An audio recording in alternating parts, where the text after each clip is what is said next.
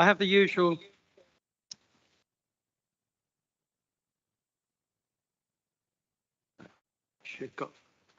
Hopefully that's got rid of the echoing. I've got the usual long-standing notes before we start the meeting. So please note that there are some members who will be joining the meeting via Teams. These members can take part in any discussions, but are not entitled to propose, second, or vote on any of the items. As advised previously, all members, except those who have a medical exemption, are expected to wear a face mask whilst in the council chamber, and these may only be removed when speaking. Could I please ask you to ensure that any mobile devices or mobile phones are switched off? If you are participating via Teams, when you are not speaking or being asked to speak, please mute your microphones. If you do not mute your microphone, it will be muted for you. To assist people viewing the meeting, could everyone participating via Teams turn off their cameras and only turn them on when speaking, and also introduce themselves whenever they speak? To ensure the smooth running of the meeting, could members wishing to speak via Teams please use the hands up facility whenever possible, and please do not speak until asked to by myself. Could those members in the chamber please raise their hands as normal whenever they wish to speak? Please note that the meeting is currently being webcast live. Just a reminder that members do need to stand when speaking in the chamber. Please note that to avoid the chat function on Microsoft Teams being used inappropriately, it has been disabled for this meeting.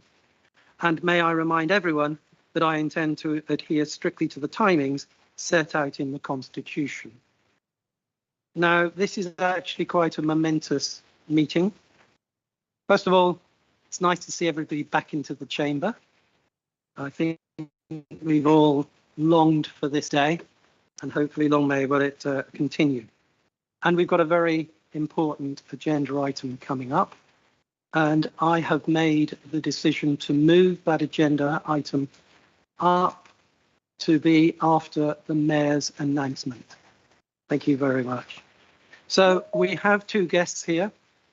One of them, Father Stan Gibzinski, will be leading a 1-minute silence for all those who died unnecessarily so. The soldiers, the families, and particularly the children. So I'm going to call on Father Stan. Could you lead us in that 1-minute silence, please? Can we all stand, please? Thank you for inviting us. And so let us have a 1-minute silence.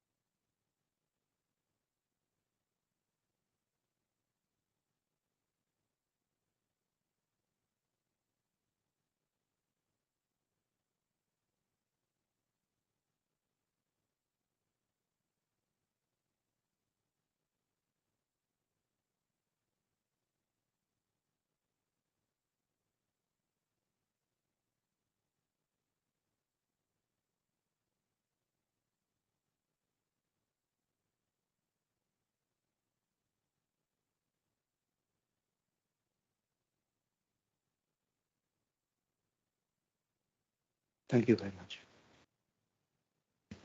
Thank you, everyone. I should have said up front that Father Stan is of Polish descent, and Poland is doing a massive amount of help for the refugees. They're a main corridor, and their charity to the people coming from Ukraine knows no limits. He also happens to be the chaplain to Roman Catholic chaplain to Reading University. So thank you, Stan. So we're now going to the formal meeting. Apologies. Thank you, Mr. Mayor. Councillor Shirley Boyt, Councillor Adrian Mather, Councillor Stuart Monroe, and Councillor Daniel Sargent. Thank you. Does anybody else wish to register any apologies? Can't see anything. Okay. So I'm now going to move on to the minutes. And I need to just point out to all councillors that there was an error, unfortunately, in the minutes, and we need to amend them to add councillors Gary Cowan, Carl Doran, Graham Howe and Simon Wheat as being in attendance at that meeting. So can I have agreement for me to sign off the minutes with that amendment? All those in favour, please show. Thank you very much. All those against? Abstentions? Thank you very much. So we now move on to declarations of interest. Please put up your hands if you've got a declaration of interest. Okay. Councillor Marie G. I have a declaration of interest with respect to the Ukraine item because I have registered for the to be a host for Ukrainian families. I'm a director of Optalis.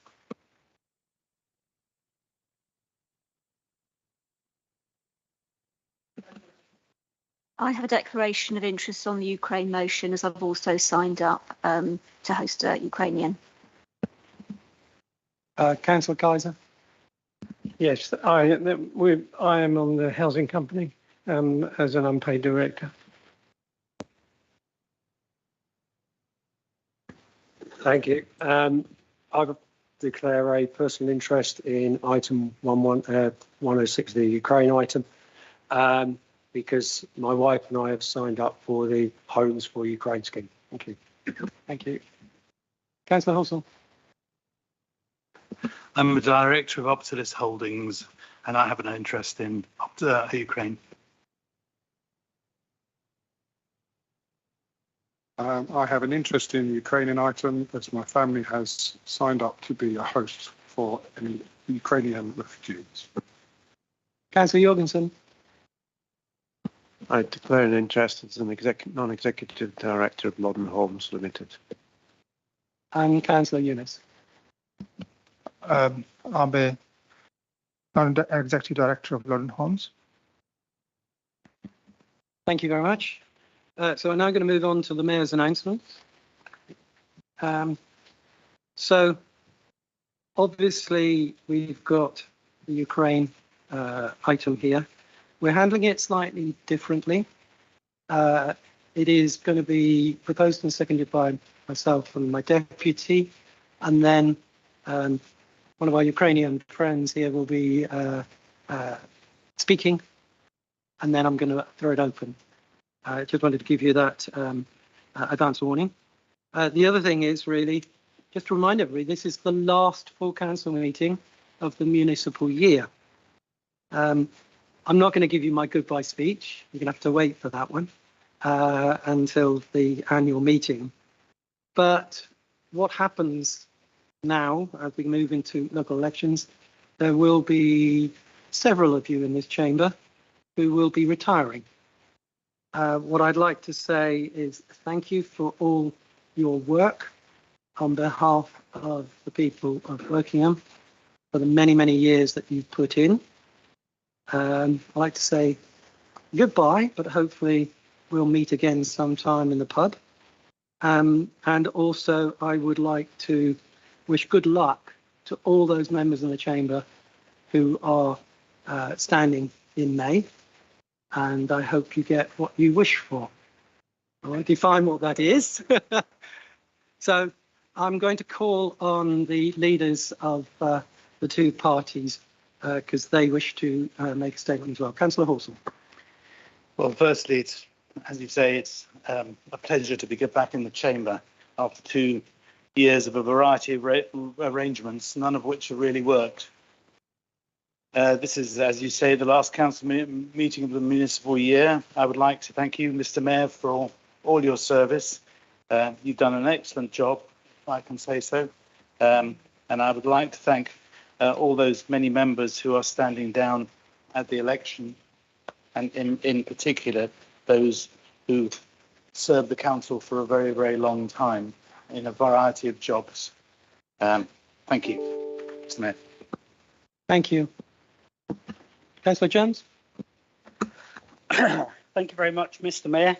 I would just like to mention a couple of members who are standing down, and if it's okay with you, Stephen will also talk about a couple of members, who are standing down. So when I joined the council, I was our environment spokesman, and the executive member for the environment was Angus.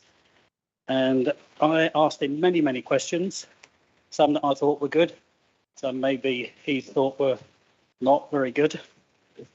And every time I answered a question, asked a question, I got a courteous reply from Angus.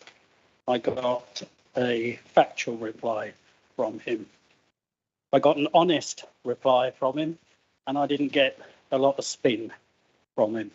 And it's something that I appreciated, and that perhaps not everybody on the council does appreciate that way of working. Angus is a real gentleman. He is at the heart of his community, and as far as I'm concerned, and the Liberal Democrat group, he will be very much missed on the council. So good luck in your retirement, Angus.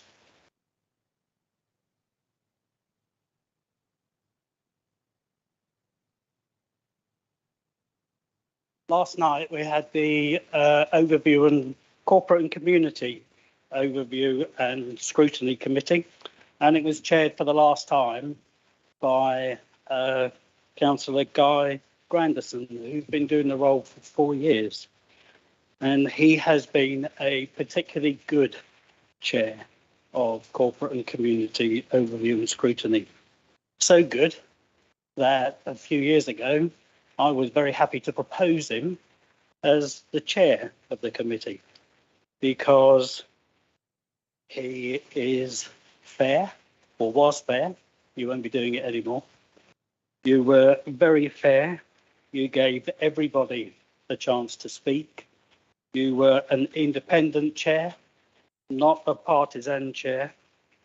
And that is one of the things that makes overview and scrutiny work. Guy is only standing down because he wants to spend more time with his family and with his career, and he hasn't got enough time to also be a councillor. He's doing exactly the right thing, putting his family first. So good luck to you, Guy. I hope your career goes well, and all of your family life goes well as well. The last thing that you could do for the council is put a paper together on how to chair overview and scrutiny meetings. And then that can be passed around future chairs of overview and scrutiny in the years to come. Thanks, Guy.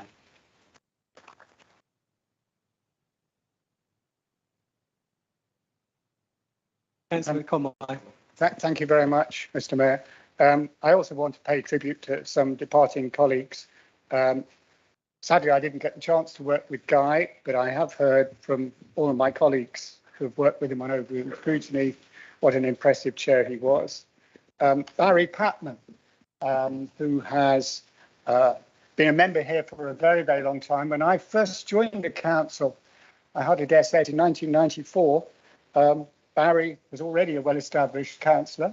We worked together on lots of committees when there were lots of committees on the council, and I always found him to be fair-minded and a very likeable person. And I wish Barry all the best for the future.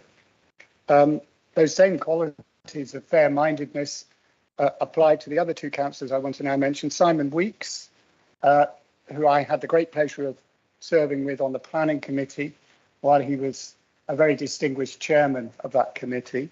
Simon was really quite splendid in that role, and I think with all due respect to his successor, who is also doing a great job, Simon really did set a very high standard. And thank you, Simon, for all your work on planning. And Angus, who's been mentioned already by Clive. I mean, Angus is a colossal figure on the council. I worked with him very closely on planning over many years again, and we didn't always agree, but I always respected his position. It was always argued with integrity, with style, and with enormous clarity. He is a very impressive councillor, and we will miss him. We'll miss him very sadly. I'm sure your group will miss him very much for his eloquence and calm, authoritative manner. I've been on the receiving end a few times of that eloquence, but I'll still miss him very much too. Thank you.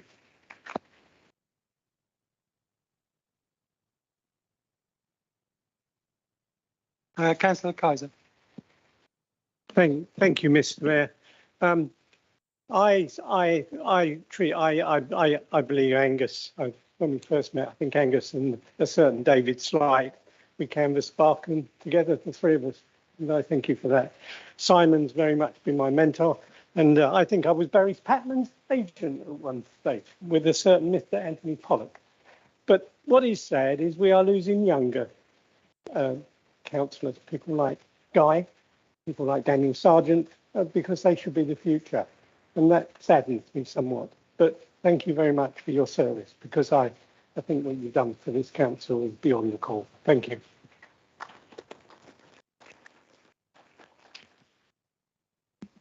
Thank you for all those comments, and I obviously echo them myself. So we're now going to move into the Ukraine item. So there's a couple of formalities to carry out before we can start. That Rule 4.2.2.2a is the rule that allows me to vary the order of business and take the Ukraine item next. Can I remind members that the council has a rule 4.2.13.1, which states that if no one wishes to speak against the motion, it will go straight to the vote. We're used to this from motions, but a recent addition to our constitution is that now applies to business agenda items as well. So I will be proposing in a minute to suspend that rule, and also in accordance with rule 4.2.12 brackets n brackets, I propose to suspend the rule 4.2.2.1, which is the time limit for debate, to extend it to 1 hour. I'm looking for a seconder, please. Yes, I'd like to second the that. Deputy Mayor. Thank you. So now we move to the vote. I'm going to take the two together. All those in favour, please show. Thank you very much. Anyone against? Anyone abstaining? Fine. Thank you very much for your cooperation. So now we'll move into the item, pages 55 to 58. In continuing the theme that Ukraine is not a party political topic, I'm going to be proposing it as mayor, and the deputy mayor will be seconding it. I'm not going to say much. I want to say a real big thank you to all the leaders who have worked with me over the last 2 to 3 weeks to bring us to this position where we have this report, and we have flags and we have our guests. It couldn't happen without your agreement to do this. So thank you very, very much. And I'd like to put a special thank you in for Councillor Marie G, who did have a motion in on this topic. Part of the negotiations was that she would withdraw it and make this the feature of the Ukraine. So thank you, Councillor G, for that. So that's all I really want to say. Seconder, do you want to say anything? Yes, if I can, Mr. Mayor. Good evening, all. I know a lot of you wish to speak now, so I'm not going to take too long. First of all, can I just thank, as my mayor just said it to you guys, that all the leaders and the officers has came with a very robust plan for our Ukraine friends. If they arrive here, we will be supporting them. And as a deputy mayor, they will have my full support. And also I'd like to add on our two guests who are here today. Very pleased to see you and thank you for coming on behalf of myself and obviously all of us here as elected members. Those of them are in Ukraine, obviously we all know what's happening. But all I'd like to say at that point is that my sincere prayers are with them and my thought. And those of you who will come to our borough, we will welcome them. Thank you, Mr. Mayor. Thank you, Councillor Loyes. I'm now going to ask Mick Pollock, who is a former chairman of the Reading Ukrainian Community Centre. He's still on the committee and he's deeply embedded into this nightmare that's going on. So, Mr. Pollock, would you like to speak for 4 minutes? Thank you, Mr. Mayor. Friends, councillors, I can presume to call you friends because in time of need, friends help each other. And by God, well, we had a lot of help from Wokingham Borough Council. Got a little diamond of a guy called Tal who has been absolutely phenomenal for us. When we called for the Saturday after the war commenced for donations, we were swamped, absolutely overwhelmed. And Anna Kent, who's here, contacted John, I believe. So my apologies, John. Because come midday, we had to put a notice out to stop because if you know where we are, at Sidmouth Street, near Royal Berks Hospital, the whole of that part of Reading came to a halt. So it was able for us to take our stuff to your place in Winnersh that then enabled us to sort 2 Arctics and 4 vans that have gone out to Poland, Uzhhorod, and indeed onto Ukraine. To misquote an American president, 24th of February will forever be in infamy. Happened to be my birthday as well. Well, I didn't celebrate my birthday then, and I never will. On the 24th of February at 4 o'clock in the morning, the war started.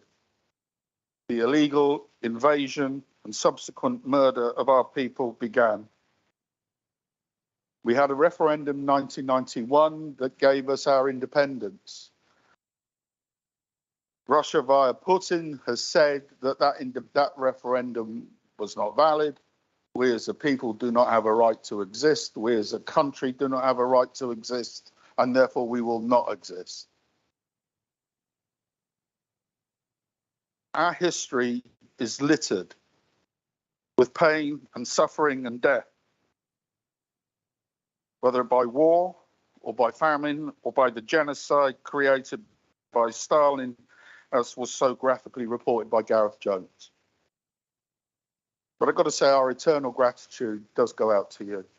I hear that with really hope that you're going to be hosting some Ukrainians. We've got 2 people that have arrived in Reading. You as a council, and I feel sorry for your council officers because they've got a hell of a job to do, because the advice that are given is still work in progress. But feel free to get in touch with either myself or Nick Harborne from the Reading Refugee Support Group who's got a long history in helping both Syrians and Afghani refugees, and we will do everything we can. It's handy that John Halsall here and Jason Brock at Reading know each other, more importantly, like each other.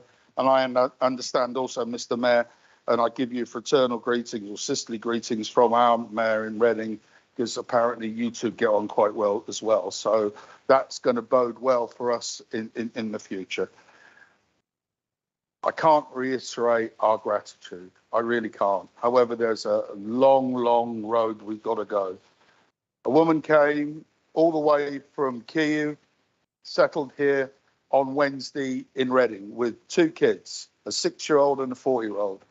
The 4-year-old is so heavily traumatized whenever he hears a plane, and as we know, since the pandemic, there haven't been many planes flying, but whenever he hears a plane, he cries and falls down.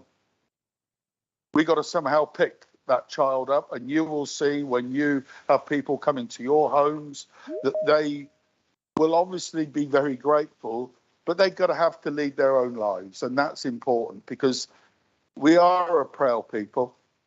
We're a humble people, but we can be arrogant at times too. Look, it gladdens my heart, and I've got to shut up in a minute because it's 4 minutes and gone. It gladdens my heart to see this blue and yellow. It's sad about the circumstances, but it's good to see the blue and yellow. And I promise you, when the war is over, when all this is finished and we're free, if you come to Western Ukraine, to Lviv, I'll see you there and I'll give you all a good drink. Thank you.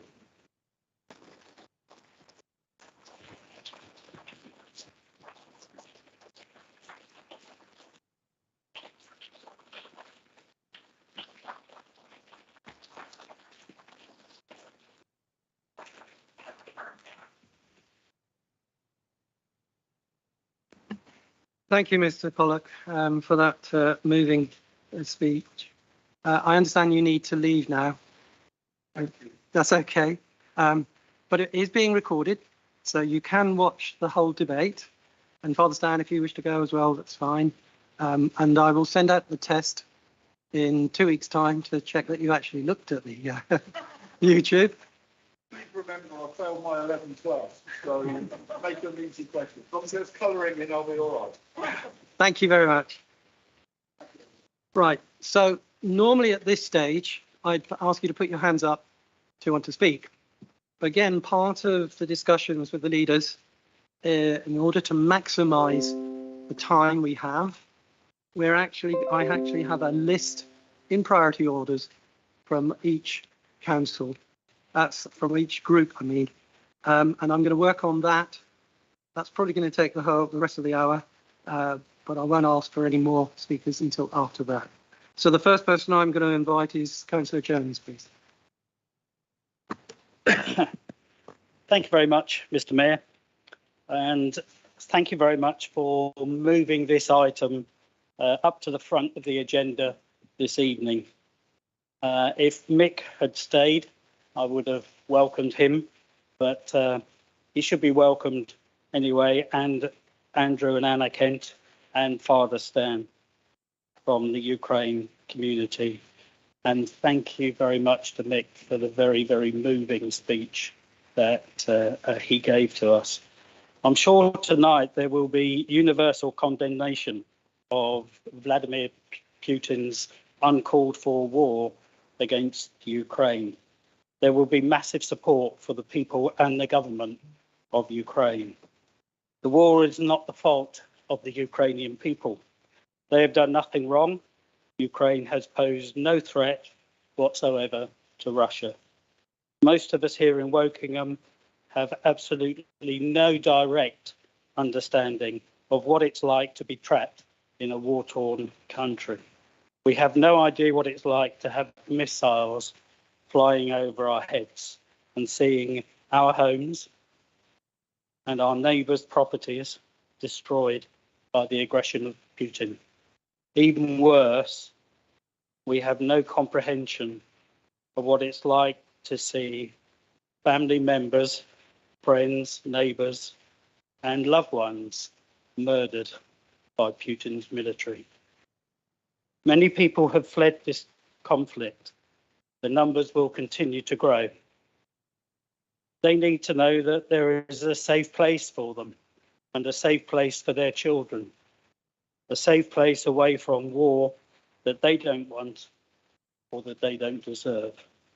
The UK has traditionally provided a safe haven for those fleeing conflict in their own countries. However, on this occasion, our government has been a bit slow to put in place measures and transport to bring Ukrainians to the UK. Certainly very slow when compared with other European countries. But when they do get here, we must make sure that they are warmly welcomed and assisted. We must help them to play their part in our society, and we must allow them to immediately receive work visas for the time they spend with us. I'm grateful to our CEO and senior leadership team at Wokingham Borough Council who are putting in place measures to support Ukrainians who want to come here. When people start to arrive, Wokingham Borough Council must be ready to support them. It's vital that we're able to help children who come here and that we ensure that they are integrated into our schools. This is a very traumatic time in their young lives, and we must be here to help them to see as much normality as they can and make sure that any necessary counselling is available for them. As a Councillor council, Jones, can I stop you? You had your 3 minutes, sorry. sorry, I thought you were giving us 4 key. No, 3, All right, sorry. okay. No favouritism here. No, thank you. Councillor Halsall.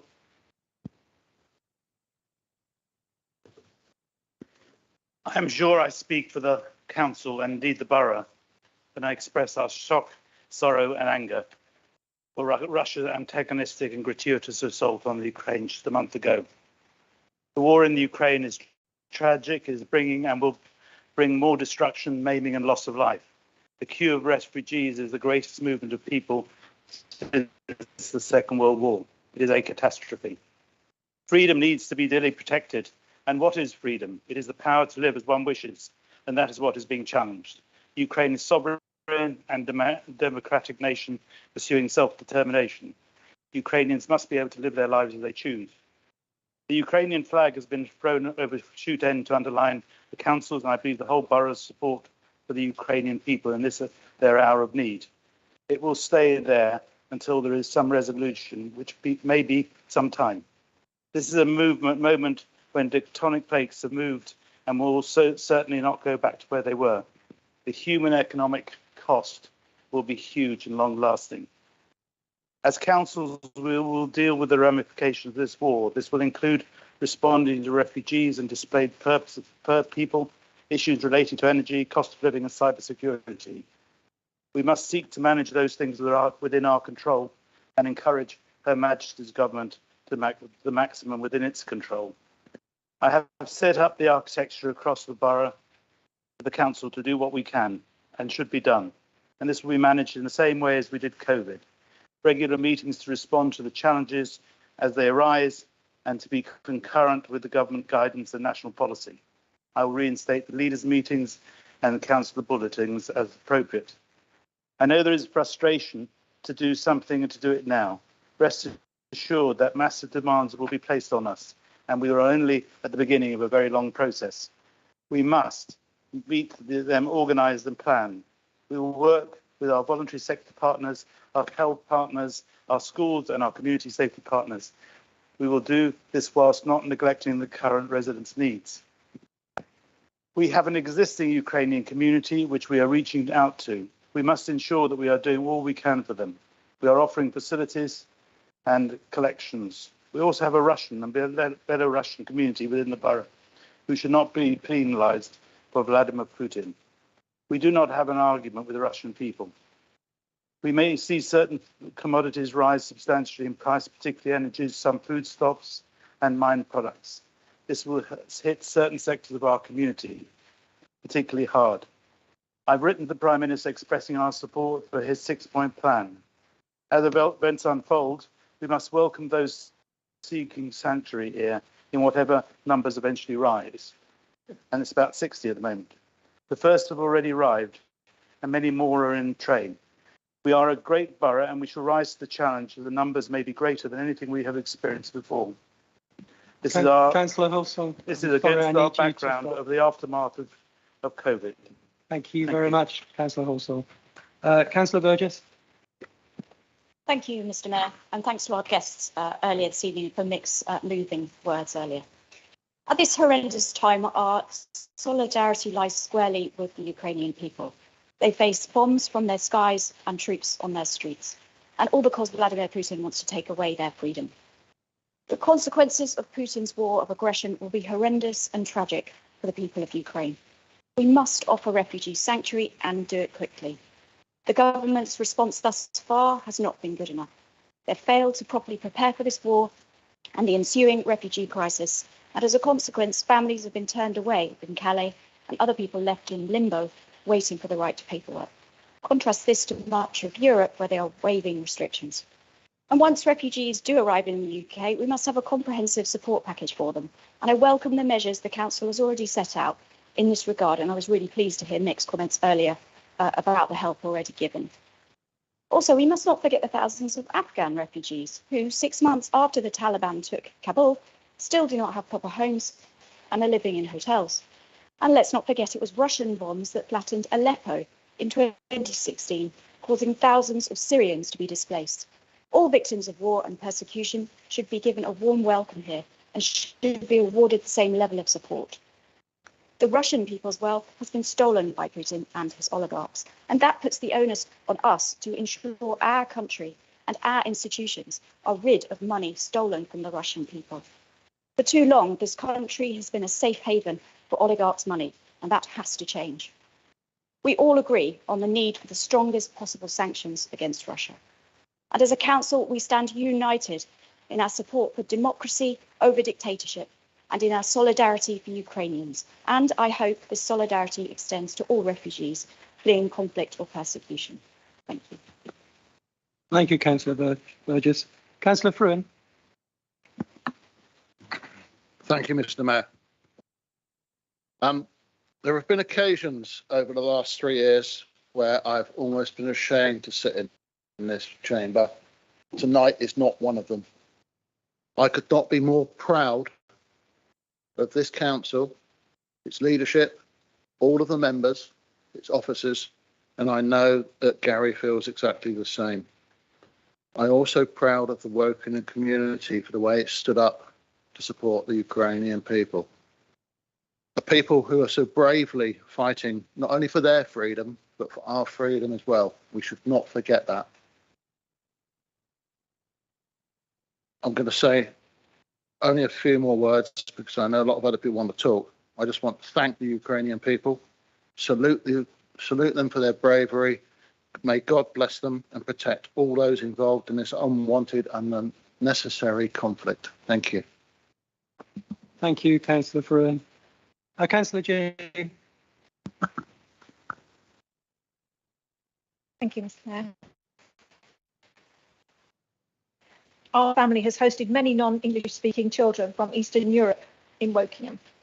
The children love the seaside, visiting London and sitting in a fire engine. They cried when they went home. There were, however, significant language barriers and cultural differences. They found the food strange, cars drove on the wrong side of the road, and cities were overwhelming for some children from rural areas. These constant differences were stressful for the children to deal with. They missed their parents and were homesick, even though they were only here for 4 weeks. They had not suffered the trauma of war. Half the 3 million people who have fled the war in Ukraine are children, many of whom have left their dads before undertaking difficult journeys with mums, brothers and sisters. Stories in the Washington Post and National Geographic that I'm just about to draw on reveal how Ukrainian refugees feel about the war. When air raid sirens went off, Misha, aged 7, followed his parents to the basement and waited until the boom stopped before returning upstairs. When something fell and made a noise at the train station when he was escaping, he asked his mum where the nearest shelter was. She tried to assure him they were safe.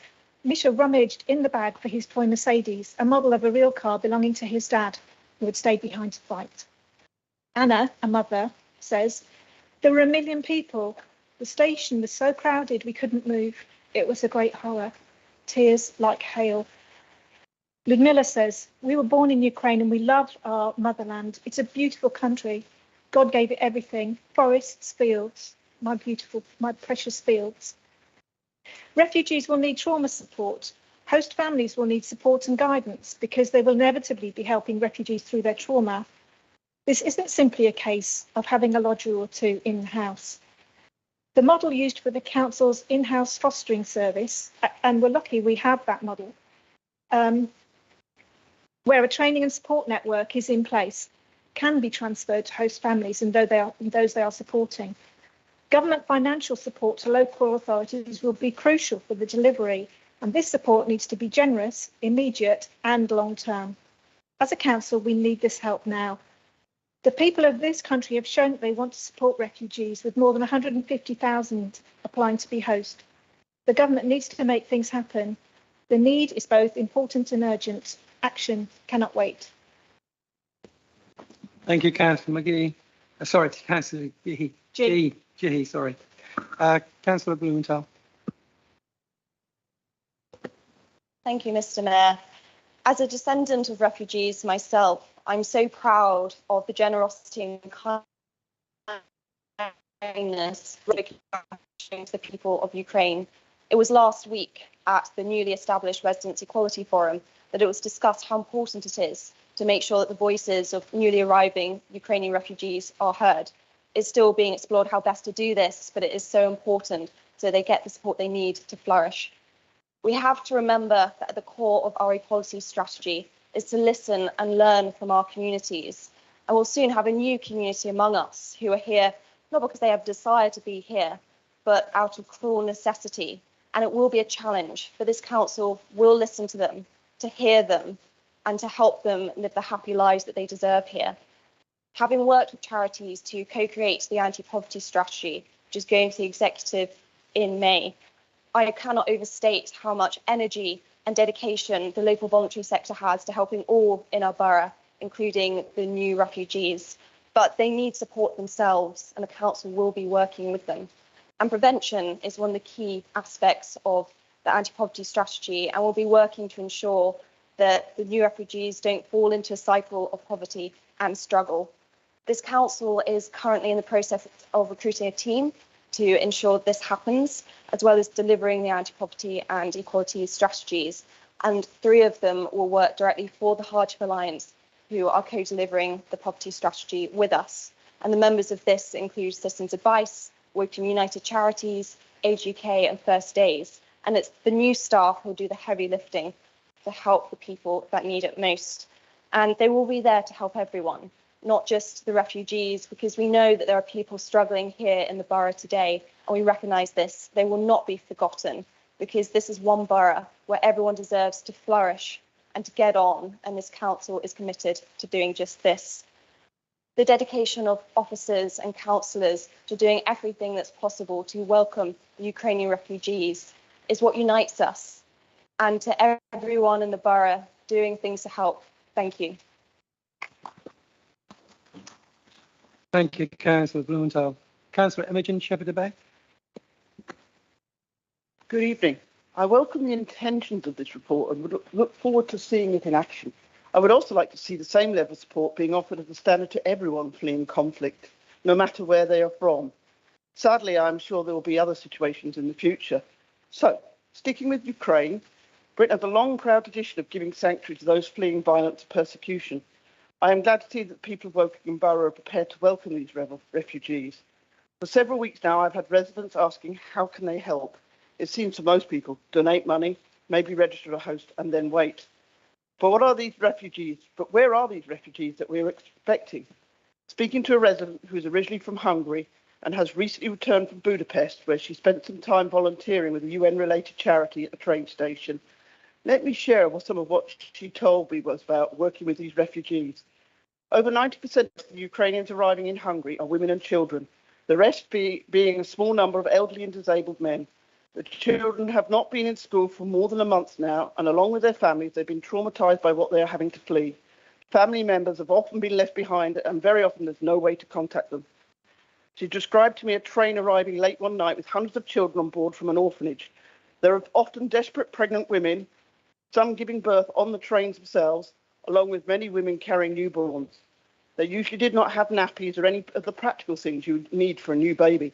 She talked about an elderly man she looked after who was a wheelchair user.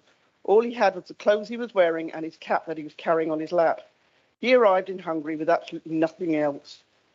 In fact, many were just arriving with little more than just the clothes they were wearing, and maybe a few belongings hastily grabbed at the last minute. They do not have documentation, money, contacts, or any kind of plan of where to go. In amongst all of this, she worked with 2 Dutch volunteers who arrived with a hired bus with the simple message of who wants to come to the Netherlands? No form filling or red tape.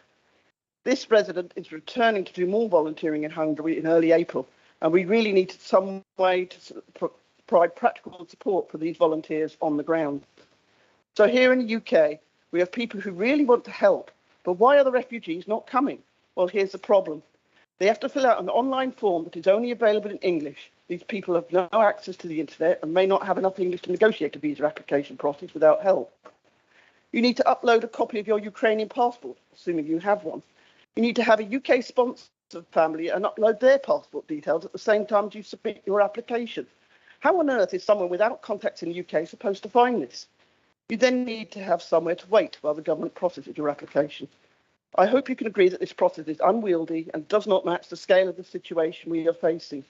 Other countries seem to acknowledge that these people fleeing are in an extreme situation and may not have all the documentation, contacts, money or anything else. I do hope the UK government can quickly realise this and sort this situation out, please. Thank you. Thank you, Councillor Shepherd-Bay. Councillor Kaiser.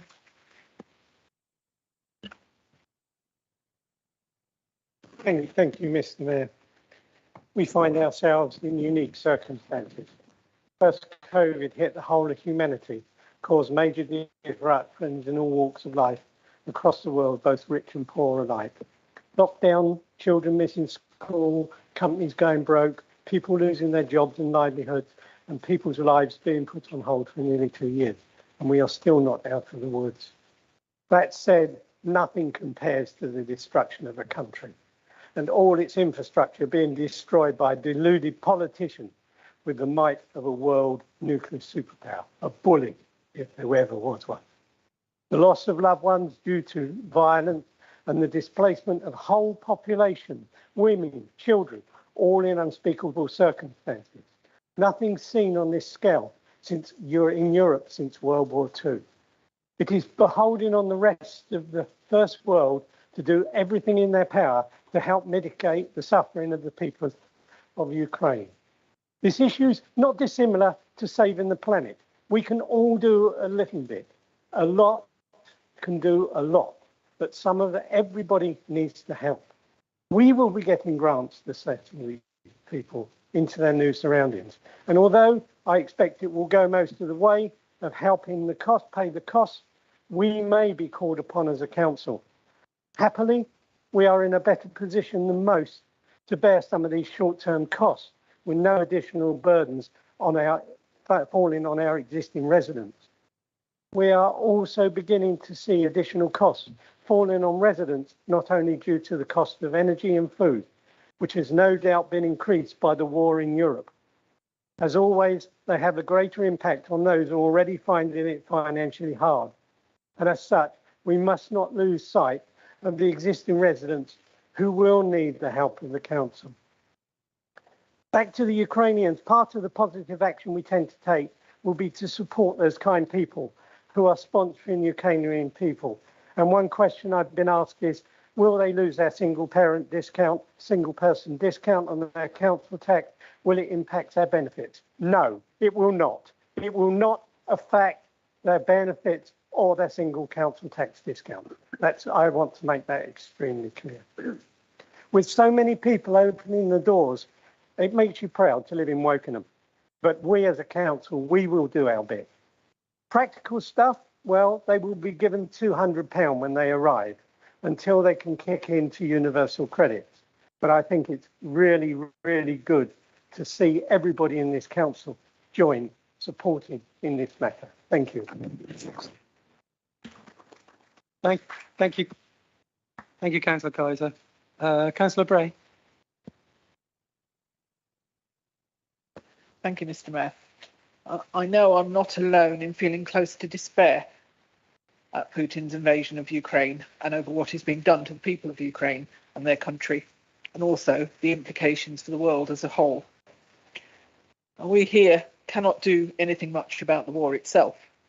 We can, however, at least do something to show solidarity with the people of Ukraine. I am so pleased that we are having this discussion tonight.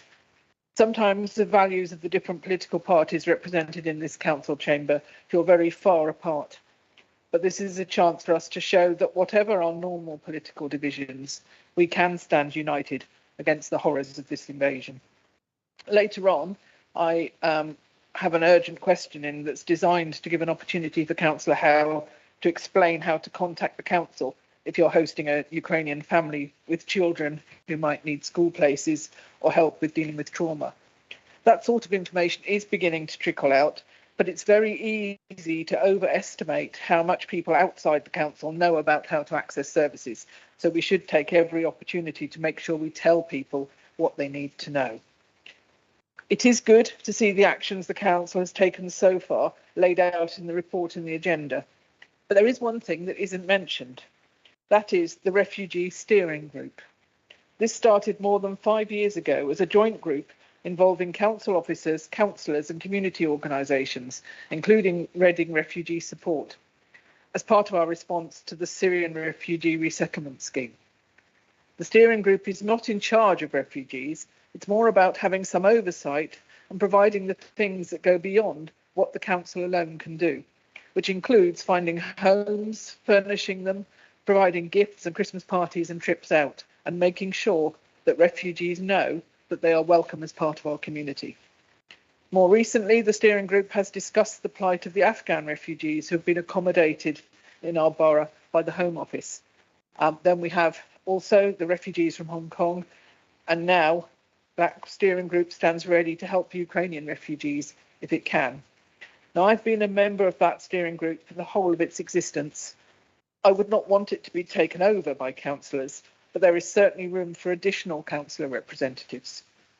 We have tried to interest people in the past, but without much success, although the Deputy Mayor has been a participant. Can I invite you to contact me after this meeting if you would like to be involved, and I will put you in touch with the relevant officers. Thank you, Councillor Bray. Councillor Margate, Rebecca. Thank you, Mr. Mayor. There are no words that I can say this evening that will truly express the horror of what we have seen unfold before our eyes in Ukraine. I really hoped this was something I would never see in my lifetime. Like many, I am sure, I have sat there and thought, what would I do? What would our family do? How could we leave our family home? Would you stay? Would you go? How could we leave our partners, husbands, fathers, relatives behind, facing a life of complete uncertainty and danger, and trying to plan where and what to do is the shocking reality facing Ukrainian people. The destruction of lives, communities, cities, towns and villages continue to rock the country. The devastation is comparable with World War II. I cannot believe that this is happening in Europe in my lifetime. The Ukrainian president on Tuesday stated that there is nothing left of the southern city of Mariupol. This really cannot be comprehended, and there is no obvious end in sight. Throughout history, the British people have stood up to support those in need, and today we stand with the Ukrainian people and will offer all the support to those who have escaped these horrors and brutality. There are at least 150 residents from Ukraine who live in our borough. Many will have family and friends that are directly affected by this war. They will need our support too. I know the people of Wokingham will do what they can to support Ukraine in its hour of need, and I pray that this needless and pointless war will end soon. Thank you, Councillor Margate. Councillor Conway. Thank you, Mr. Mayor. The conflict in Ukraine is a human tragedy with important implications for the rest of Europe and indeed the world. A repressive and authoritarian regime the leader of which seeks to concentrate all power in his hands, is seeking to crush a separate sovereign country that shares our democratic and liberal values. The heroic sacrifices of the Ukrainian people have brought forth international admiration. We all have individual stories that have moved us. We've heard some this evening. To me, this crisis was brought into sharp relief when I learned that a Ukrainian student admitted to our research degree program in my university department had been forced to flee her country and had found sanctuary in Dublin, where the Irish government had waived visa requirements. This young woman knew her life was in danger because she was part of a group monitoring Russian human rights abuses. My admiration for her courage and that of her brothers who remained in the Ukraine to fight is impossible to put into words. But I think we'd all agree admiration is really not enough. We have to do more. For our sake and for the sake of those who are suffering, we must take every opportunity to promote and defend the values that Ukrainians are fighting for, fighting so nobly for.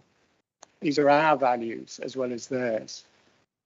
Most of what needs to be done, I think we can all agree, has to be done by the UK government.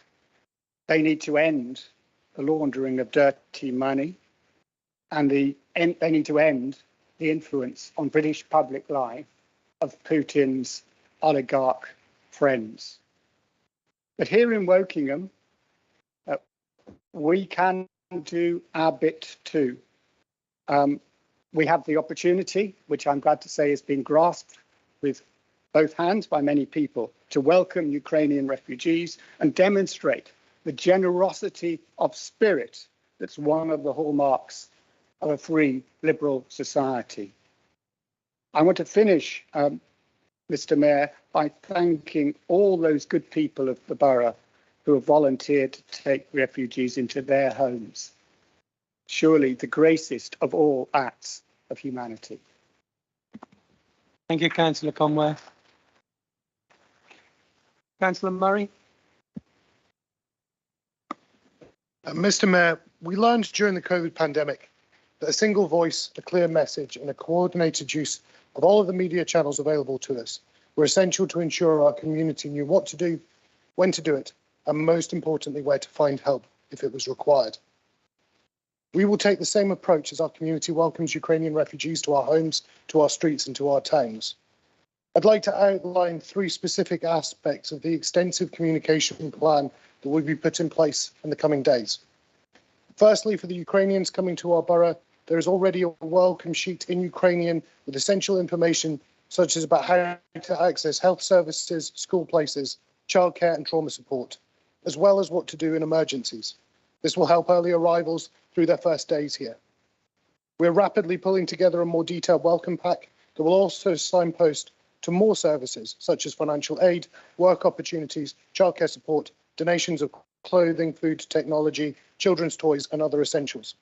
There will be direct access information for charities, religious support and for local Ukrainian community groups, along with details on how to access the support offered by the likes of Oxfordshire Mind and the Traumatic Stress Service to help our new neighbours deal with the impact of their lives the last few months. Information will also be provided signposting how to access WBC services and living support should their accommodation arrangements prove unsuitable to the needs of their lives. Secondly, for the families who welcome refugees into their homes, there will be communication relating to how to best support their Ukrainian guests. All host families will be assigned a Borough Council support worker who will be their point of contact for advice and for help. We're also setting up a secure, data protected, compliant e-newsletter for host families so we can develop a strong support network and flow of information for them. WBC is already conducting home suitability assessment on sponsor homes, and we will also be providing information relating to government support, additional financial support that may become available, translation services, and how households can help their Ukrainian family get the help that they need. The final area I'd like to highlight is that WBC will once again be acting as the one voice, both to our residents and also to all of our partners and local charitable organisations, coordinating support and donations and directing help and resources where they will add the most benefit. Conversations and briefings with voluntary sector partners are well advanced, and the number of refugees coming to Woking Borough begins to become apparent over the coming weeks. Other partners, including members, can expect additional information on what is being done, what needs to be done, and what additional support is required. We're also compiling a frequently asked question and answer sheet, which will be distributed to ensure all members and partners are offering the right advice to those who ask. We will provide an update twice a week to all members, and regularity will also be reviewed. With many local charities already overwhelmed with donations, we're recommending residents who want to help should donate money to the Disaster Emergencies Committee's Ukrainian Appeal, which can be found at www.dec.org.uk. I need to stop you, Councillor Murray. Thank you. Thank you. Councillor Cunnington. Thank you, Mr. Mayor. I have no doubt that the call for households in England to host Ukrainian families will be met with a response from the residents of our wonderful country and borough, which is selfless, welcoming and generous. Of course, in line with government guidelines, I expect the council to properly ensure that these families are going to households that will keep them safe at a time when they are at their lowest ebb and feeling uncertain, vulnerable and desolate. Trauma is a complex problem for both adults and children in the position that these Ukrainian families are in. After all, what could be more traumatic than leaving your home, your friends, your country, everything you have lived and worked for in a height of fear, and at the same time leaving the men from the family and other brave volunteers in the furnace of war. The wraparound team from Woking Borough Council and our amazing voluntary and community sector will offer initial and ongoing support, but that will not always be enough. Each person who experiences a traumatic event will react differently. Many will recover well with the proper support system and don't experience long-term problems. Some people, however, after experience of traumatic events, will go on to develop challenges directly after the event, or often with months or even years afterwards. I am delighted that this council has already put in place a mental health support service run by Oxford Mind, and that will no doubt be at the forefront of helping in these cases. Berkshire Health Foundation Trust run an excellent traumatic stress service alongside their primary care IAP service with specialists in PTSD available. Whilst never something to be complacent about, and while there can never be enough provision, I feel confident that we can and will find a way to present an overall package of support that meets the immediate need, ensures safety and warmth of spirit towards new Ukrainian friends, and rapid, appropriate treatment where necessary, in order to show the traditional British hospitality of which we are so rightly proud towards these new members of our community, whether for a short time or for a lifetime. Thank you. Thank you, Councillor Cunnington. Councillor McGetts, Charles. Thank you, Mr. Mayor. The war in Ukraine, as others have commented, has brought a flow of refugees, which is totally unprecedented. The truly shocking thing is this massive flow of people has grown so quickly and is only going to increase over time. We don't know how many refugees in the end will come to our borough from Ukraine. However, we know their needs will be complex. We will arrive in numbers soon, and we need to put all necessary steps in place. Many of these people are fleeing directly from conflict, and it's important they're offered all the support they need. It's also important to recognise their needs will change and develop over time, as this is an evolving situation, and it's important these changing needs are met. We're working with our health partners to address all of the health issues that come with those arriving from Ukraine. We're working with the CCG to make sure all the GPs in the borough are aware of the situation and are ready to deal with the needs they will face. We're working with our partners in primary care to keep them informed of the known number of new guests within each individual area so they can plan effectively for new patient registrations and demand. We're providing translators to ensure that all needs are fully understood and correctly diagnosed. We're also preparing a health information pack about how to access all community health services, which will be available in Ukrainian. And we're setting up regular links with the Royal Berkshire Hospital, community nursing and GPs to support our residents. We've also stood up the full voluntary sector response, which performed so well during the COVID pandemic. Our voluntary sector partners will provide the one front door approach for all Ukrainian arrivals, addressing individual needs, including immigration advice, benefits advice, support with vital provisions.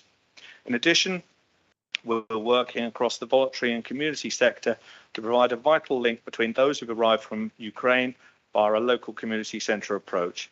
We're meeting weekly with the voluntary sector, as we did during the COVID-19 pandemic, to ensure close communication, effective partnership, and work at meeting specific needs now and adjusting the support we offer to meet needs going forwards.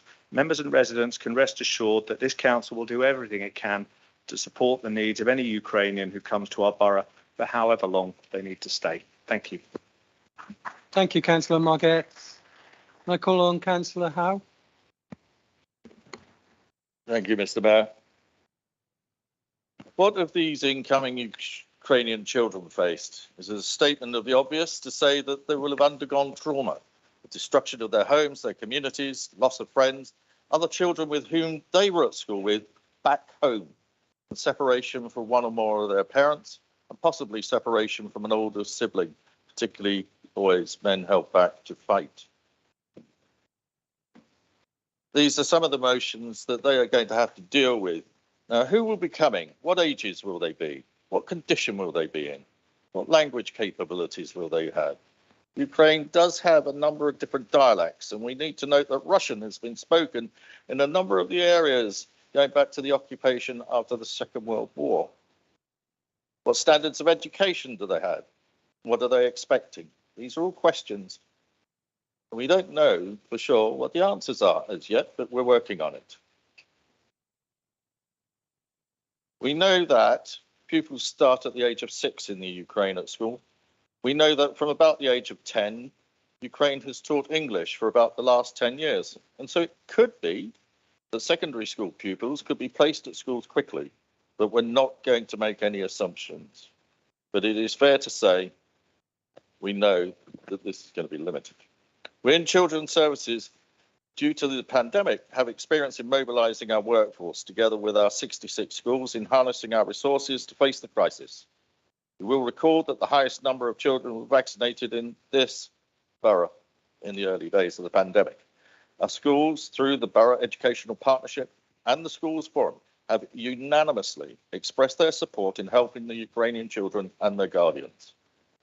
We were already in discussion with schools about placements before the war broke out, and I have to commend the schools for their commitment in helping in this crisis as one body. School heads are already considering how to prime their current pupils to accept those incoming pupils. There will be some challenges with curriculum, and the heads across the borough will share information and practice as we understand the cohorts that we have coming into the borough.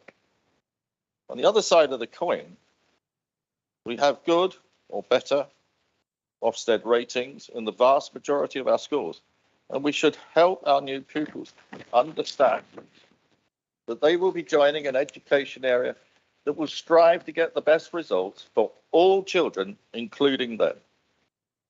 Our social services staff are used to visiting homes that are in a state of trauma. We will pay particular attention to safeguarding. People trafficking is a sophisticated business, and the perpetrators prey on the displaced and the vulnerable. We have strategies and resources in place to tackle this abuse from outside the home with our partners, as was scrutinised on Monday evening. We will keep under constant review all our processes to ensure that fast, effective action where we find abuse or bias towards our new neighbours. And lastly, but not least, these issues... Sorry, Councillor Howe, you've run out of time. I'll finish it in the exec statement section. Thank you very much for that. Councillor Ross.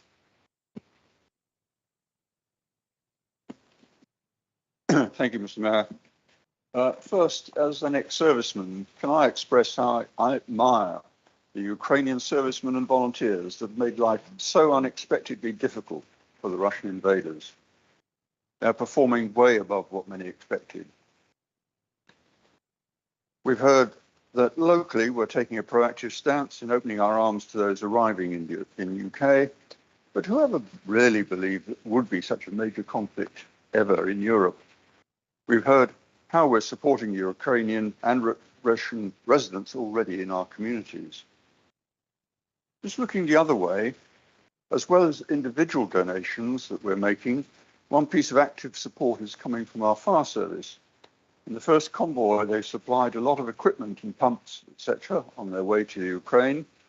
And in the second convoy, they're providing 4 fire appliances that are becoming surplus to needs here, all perfectly serviceable and be very welcomed once they arrive in the Ukraine.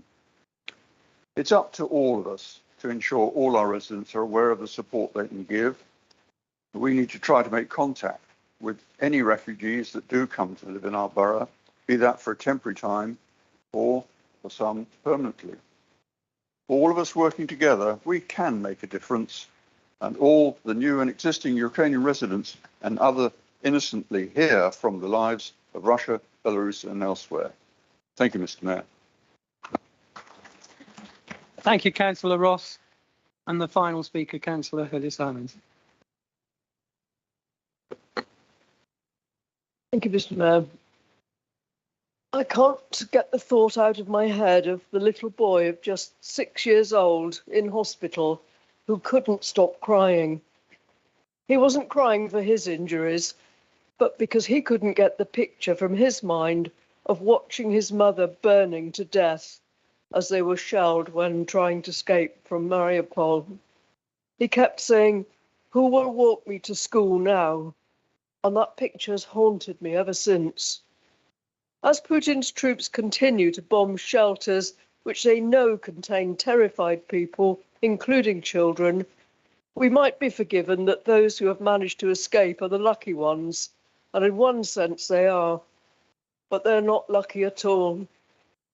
Their dilemma must be huge, whether to leave behind their homes and belongings, their jobs, their partners, their grown-up sons, their parents, not knowing what will become of them, or if they'll ever see any of it again, or any of the people, and with so many thousands being killed. The disruption to child refugees is heartbreaking, as we see the weariness and the worry on their faces, often clutching a much-loved pet, not knowing whether their father or older brother is going to be killed, or if they will ever see their home or their friends, or feel secure again. At the time of the ending of the last Cold War, a Russian child wrote to President Reagan saying, "Why do you want to make war against us? We don't want war." Of course, we didn't want war either. But what it showed to me was the depth of misunderstanding in Russian minds. And this is being fueled in the present conflict by Putin's propaganda machine.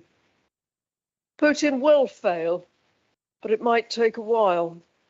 Meanwhile, we have to look after these fellow human beings whose lives have been so totally shattered. We have heard this evening how the borough is helping to provide shelter, clothing, health support, including mental health, financial support, translation services, jobs and schooling. But emotionally, these poor people will be at rock bottom. So above all, we must make them feel that they are genuinely welcomed and that we want to look after them until hopefully their lives and their nation can be restored. Woking Borough has set up an emergency task force to help families take in refugees, and it is warming to see how many families have already offered them shelter. I hope this motion will show that the welcome to them in Wokingham is real. Thank you, Councillor Hillis-Simons. Well, that brings us to the end. Just before the vote, I want to say a sincere, heartfelt thank you to all the contributors and also to all the non-contributors, because I'm sure you also had things to say, but we frankly just did not have the time. You may well have seen the Ukrainian flags dotted around in front of you. Please, at the end of the evening, take your flag home with you and put it in a window. If you're a husband and wife team, put it in 2 windows, right? Just to demonstrate your feelings. I'd rather see them in windows than in the waste paper bin. And the final thing, and then I'm going to go to the vote, is sitting here, this is an impressive sight. What I would like to do after the meeting is just to take 1 or 2 photographs from this direction to show the unanimity of all councillors that the council can then use in the materials that they put out to the Ukrainian people and the refugees that are coming here. So think about that, and hopefully you will all agree to that. So I'm now going to move to the important thing. You've got the recommendations on page 55. There's 3 of them. I'm going to take them en masse. Can I see all those in favour of the 3 recommendations, please show.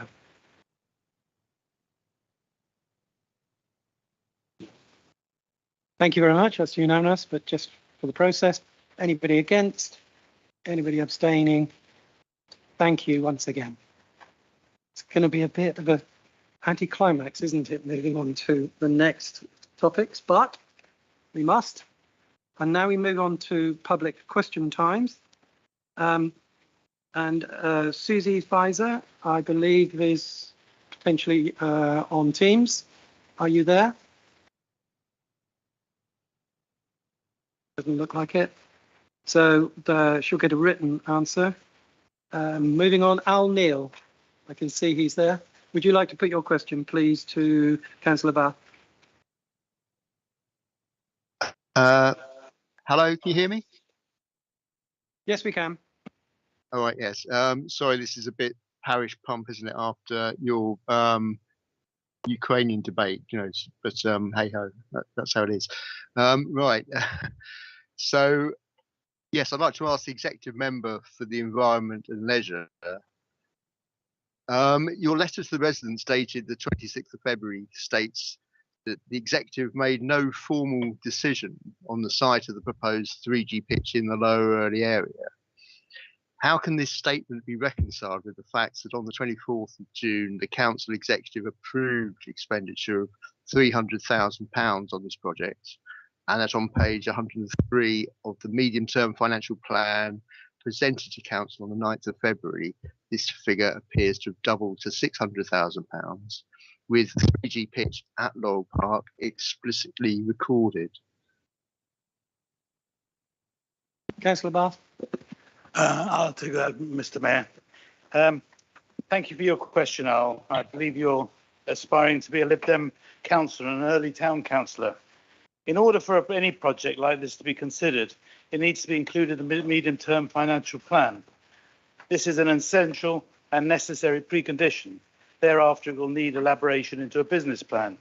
A planning application will be required and various consultations with residents and other interested parties. Only when all these steps have been concluded, satisfactory authorisation will be given to proceed. The MTFP capital figure for 2022-23 of 600,000 is in addition to the 300,000 in the current year. For 900,000 the scheme, 500,000 will be funded by the Football Foundation, leaving the Woking WBC to fund the balance. In fact, our latest cost estimate suggests a total project cost of 800,000. Do you have a supplementary question?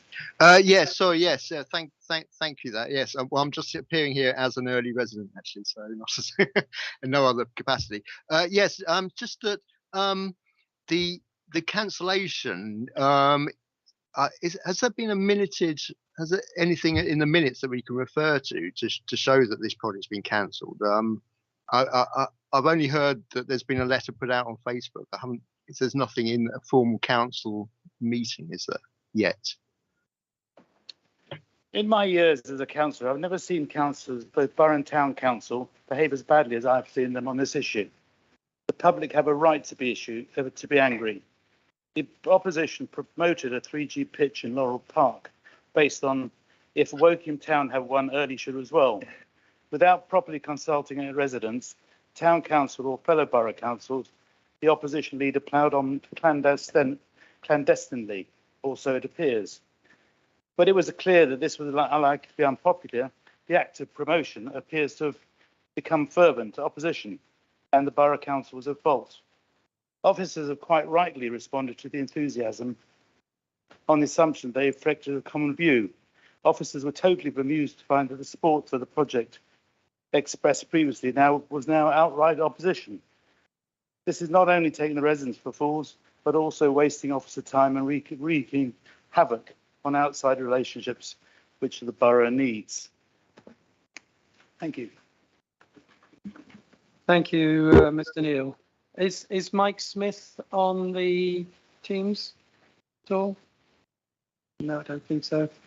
So he'll get a written answer. Daniel Hinton, Councillor Hinton, you there? Daniel Hinton. Yes. Yes, I'm here. Hello. Thank you very much, Mr. Mayor. This is a question to Councillor Charles McGetts. Since the GP at Burma Hills has retired and local residents are now being redirected to Wokingham Medical Centre, I understand there has been talk and promises from the CCG at the moment, but no firm plans to restore GP surgeries at this practice. I'm very concerned about this and have a petition to draw attention to this, which has picked up a lot of support. I've noted the update from the CCG, but the date has passed with no GP still at Burma Hills. Certain councillors have commented on Facebook and that this petition was scaremongering and not correct. What is the truth in regards to Burma Hills, and is there any update? Thank you, Daniel. I share your concern about the situation at Burma Hills. This arose because the CCG allowed the primary care network to remove the face-to-face GP service with no public consultation at all. This is simply not acceptable. When we complained about this to the CCG in February, we were given a firm assurance that face-to-face services would resume at the practice as soon as the vaccination clinic they were running ended. We went back to the CCG last week and have received a commitment that the full range of primary care medical services, which means face-to-face GP services, will restart in April. It's the responsibility of the practice to communicate this to local residents. We will continue to watch this situation and apply pressure to make sure this service is fully restored. Therefore, to my mind, your petition is very appropriate as it represents the just concerns of 2,000 people on the roll at Burma Hills who had their face-to-face GP service removed with no notice. I can't really give you a sensible explanation for the social media comments that have been around this issue. We see the withdrawal of this service as a serious problem. We see our role as to raise resident issues and obtain a resolution from the CCG. Councillor Kerr commented on social media that the practice was never closing and the story was scaremongering. This was factually wrong. Imagine how you would feel if you were one of the 2,000 people on the roll who had the service withdrawn and were told that this issue was not real. The bottom line is, however, that people can say whatever they like. I can assure you, though, however, we will remain committed to focusing on the issues our residents face and demanding solutions to their concerns. Mr. Hinton, have you got a supplementary? I do, thank you. Thank you very much for that. So what does this say about the approaches of the CCG towards GP practices in central Wokingham? We've had this issue at Burma Hills and continued issues with Wokingham Medical Centre, and who is responsible for these problems? Well, GP services are commissioned by the CCG and WBC has no direct control over them. Therefore, the direct answer to your question is the CCG are responsible for all GPs.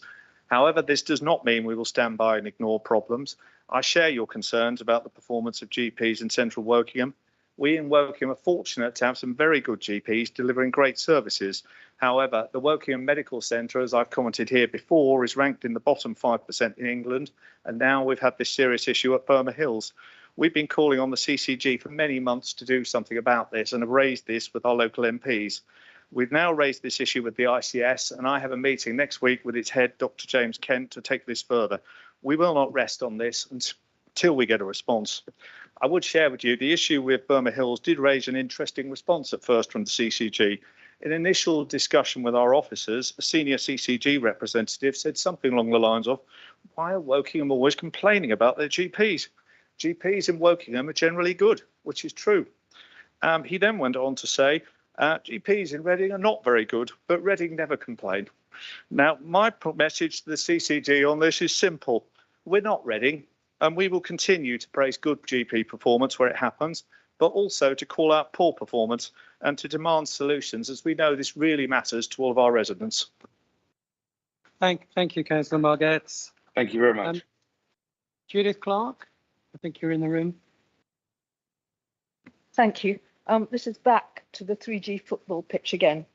Please could the council tell us whether the 3G upgrade contemplated for Maiden Early School pitch means transforming some of the existing playing field into a new 3G football pitch or pitches with floodlights, 7 days a week and evening use up to 10 p.m.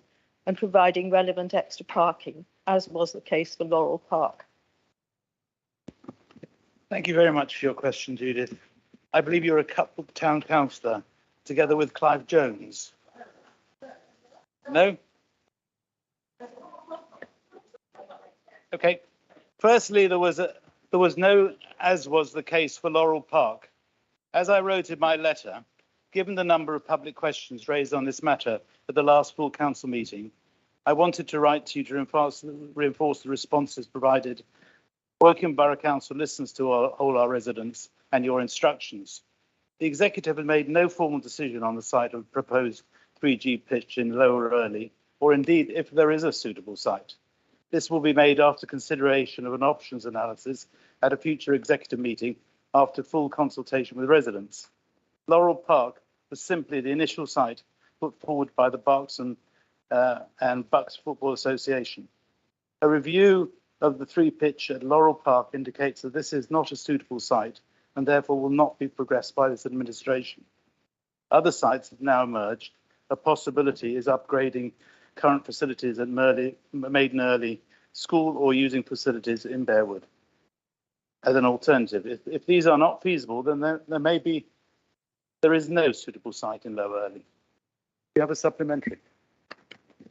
Yeah, yes, I have. If Maiden Early School were chosen, given that it's an academy, how would the use of the new pitch be regulated? Because I understand academies are not under control of the council. And already floodlights at Maiden Early School in the evenings sometimes continue to provide enough light for bathrooms not to have to for residents not to have to use their bathroom light because the lights are not turned off at night as they ought to be. We have facilities which we share with schools and provide with schools. So there is a facility to have an agreement. But as I say, this discussion is completely premature because there's no such plan existing. It is only an option to explore with Maiden Early School if they're interested. Thank you. Thank you. Moving on, Hannah Morris. She's here as well. Can you ask your question, please? I have a sort of supplementary question to this. I live in Avalon Road, about 5 minutes on foot from Maiden Early School. I'm concerned over the proposed upgrade to the pitches to include a 3G pitch. This would have serious implications for residents of my area with regard to noise, traffic congestion, parking, light pollution from the floodlights, and so a heavy impact on the environment. Which residents do you propose to consult, given the small number of residents who were directly consulted over the Laurel Park proposal? Thank you very much, Anna. Any consider of any site will be after a business case, planning application and a full consultation. As I've said before, there may not be a suitable site in Early. Obviously, we hope there will be, as there is an urgent need for football pitches. Do you have a supplementary? You haven't really answered the question, which was who would you be consulting exactly over the proposed pitch? Well, there's a number of stakeholders, but obviously the residents are one of them, and you would be consulted. No, I don't know the particular area of the consultation. That would be worked out with officers at the time. but Early Town Council would be very influential, as are the borough councillors in Early. Thank you. Mrs. Murray, could you turn your speaker off, please? Your microphone off, please. Could you turn your microphone off, please, Miss? Thank you very much. So the last one we have is Beth Rowland. I can see she is in Teams. Would you like to ask your question, please? Yes, thank you, Mr. Mayor. The recent consultation on the Woodley to Reading cycleway has caused the council to have to go back to the drawing board. What lessons has the council learned about managing change from this exercise, and what will it do differently to carry residents with it on its plan to get more people walking and cycling? Thank you very much for your Thank you very much for your question, Beth. The purpose of the consultation was to introduce the designs to residents and other stakeholders to get their feedback, and boy did we get some feedback. We know the scheme was ambitious and wanted to gauge public opinion on such a transformational scheme. The project was funded by the DFT Active Travel Fund, and they will only fund schemes which comply with cycle design guidance. The design was intended to demonstrate to the DFT that we're trying to deliver the highest standard of cycleways for pedestrians and also cyclists. The feedback means that we need to make changes to some elements of the scheme. We'll be working with stakeholders, including the Town Council, before we launch a new consultation later in the year. We appreciate in hindsight it would have been better for officers to engage stakeholders ahead of the public consultation, and this is something we will be doing for the next iteration of the scheme. Do you have a supplementary, Mrs. Rowland? Yes, sorry. Thank you, Keith. How many years? Too many. Given that the cheerleader for the opposition, the mayor of the borough, to the councilway scheme was another Conservative Party councillor, can we, the residents of this town, be confident that the ruling party is united around the plan to get more people walking and cycling? I'm pretty sure you can. I'm pretty sure you can. I'm glad you've learned, Pauline.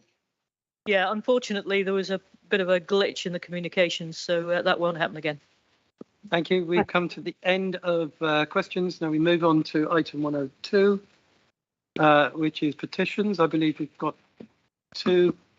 So can I take Councillor Burgess first? I'll take a second. Thank you, Mr. Mayor.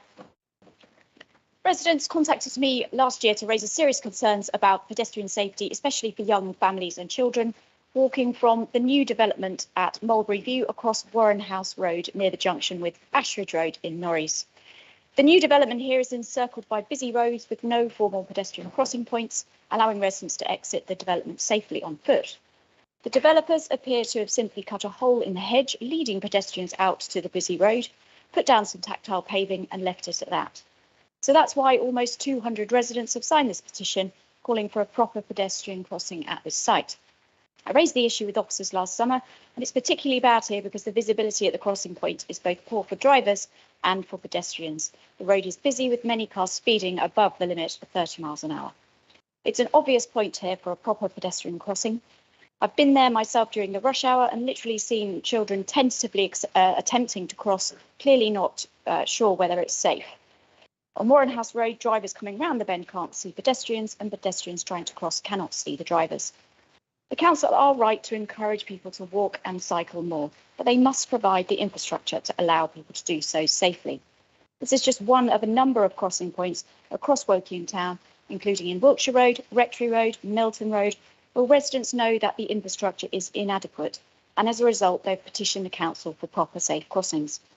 Residents are concerned it's only a matter of time before a nasty accident occurs at this site, and on behalf of my residents, I urge the council to take their concerns seriously and install a proper pedestrian crossing point on Warren House Road as soon as possible. Thank you. Thank you, Councillor Burgess. We'll make sure that the petition gets to the right people. Councillor Mickelberg. Thank you, Mr. Mayor. I'm presenting this petition on behalf of 380 residents who stated, quote, "We, the undersigned, support the principle of improved sports facilities in Early. Laurel Park is not a suitable site for a 3G pitch. We call upon Wokingham Borough Council to evaluate all potentially suitable sites for 3G pitches and to publish this before undertaking a full public consultation in advance of writing any planning application. End of quote. The number and variety of questions on the Laurel Park proposals at this and the previous council meeting have clearly identified significant problems in the way the proposals have been handled, and the strong wish of many residents that lessons have been learned and that mistakes will not be repeated. Most of the 380 signatures were collected before the council's U-turn that, we hope, has unequivocally removed both fields at Laurel Park as potential sites for a 3G pitch. Be under no illusion. The number of signatories would have been many multiples higher without that U-turn.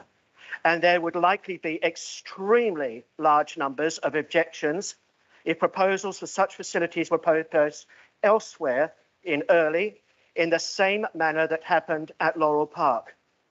What this petition highlights is the need for proper, wide and transparent consultation before any significant decisions are announced. WBC must listen carefully to football and other sports clubs, our residents, and all ward councillors. We hope this will now be done and that we can all work together to bring, if at all possible, improved sports facilities to a suitable location in Early. Thank you. Thank you. Anne will now pick up the petition and we'll make sure that goes to the appropriate officers. So we now move on to item 104, which is the council plan refresh. Do we have a proposer? Thank you, Councillor Hussell. Do you have a seconder? Thank you, Councillor Kaiser. So, Councillor Hussell, you have 3 minutes to speak. Thank you, Mr. Mayor. On coming to the council leadership 3 years ago, I promised the council would have a published plan. We published a high-level document and a more detailed corporate plan. We've now reviewed these documents, combined them and published a record of achievement against them. And what a record of achievement it is. Through the spring and early summer of 2022, the need to respond to COVID was almost all-encompassing for us, and it continued to be a key focus through 2020-2021. Following the start of the pandemic, we took immediate action to set up robust, enhanced financial monitoring and reporting. Financial trackers were introduced across all directorates. The finance team prioritised the monitoring of the financial impact, working closely with all the services. Despite the impact of COVID, the council was able to deliver on its savings targets. Occupation levels in the Woking Town Council Centre redevelopment site has remained on target with no losses of tenancy. We've adopted a sympathetic approach to collection of both council tax and business rates. Despite COVID, we've had a strong performance across the borough and the council. Some examples are launched the coup to provide online mental health support for young people, increased spending to domestic abuse support, launched 18-month pilot service with Barch Community Foundation and Oxfordshire Mind, formed the Adult Social Safeguarding Hub to improve safety of vulnerable adults. Adult social care managed 25% more demand, an increase of 1,193 contacts whilst improving performance. Recommissioned a specialist substance misuse provision for local residents. Delivered the Bullmarsh Leisure Centre, Carnival Hub, Addington School expansion, California Country Park, Alder Grove Primary, Alder Grove or Arborfield Green Primary, Matthews Green Primary, Dinton Activity Centre, Boundary College, and many more. We began the Shinfield Community Centre, launched Kickstart, expanded virtual school. The local plan update consultation was delivered. 100 million investment in new roads to provide and deliver improvement in an observable way. The Arborfield Relief Road opened. Construction of the Winnersh Relief Road and the North Woking Distributor Roads and the Eastern Gateway with the Southern Distributor Road. Almost every aspect aspect of the council's policies are reviewed and published. And a record of achievement. I commend you to pages 77 to 97 of the agenda, because the mayor will not give me the time to extol all the achievements of our very impressive council, its officers and its Conservative administration. A truly impressive record of achievement, of which I can say that any council would and should be proud. Thank you, Mr. Mayor. Thank you, Councillor Halsall. Now, can I remind members that the new rule, the 4.2.13.1, is no longer suspended. That rule relates to if no one wishes to speak against this business item, we move straight to the vote. So can I have an indication to see if anyone wishes to speak against? I only need one. Thank you very much, Councillor Burgess. So therefore, the seconder, Councillor Carringer, do you want to speak now, or is that your right? Yes, I'll speak now if that's okay, Mr. Mayor. I mean, any organisation worth its salt needs a plan. The plans need to be realistic, but they need to be ambitious, and they need to deliver what residents really want. They also need to be living documents, so I welcome the refresh of this document, and really that's all I've got to say about it. Thank you. Thank you. Can I now move into anybody who wishes to speak? Please raise your hands so that we can record. I'm going to go there next, don't worry. Okay, so we've got two from the back. Anyone on Teams? I know Councillor Kerr wants to speak. Is there anybody else? Anybody else? Okay, I'm going to go to Councillor Kerr first, please.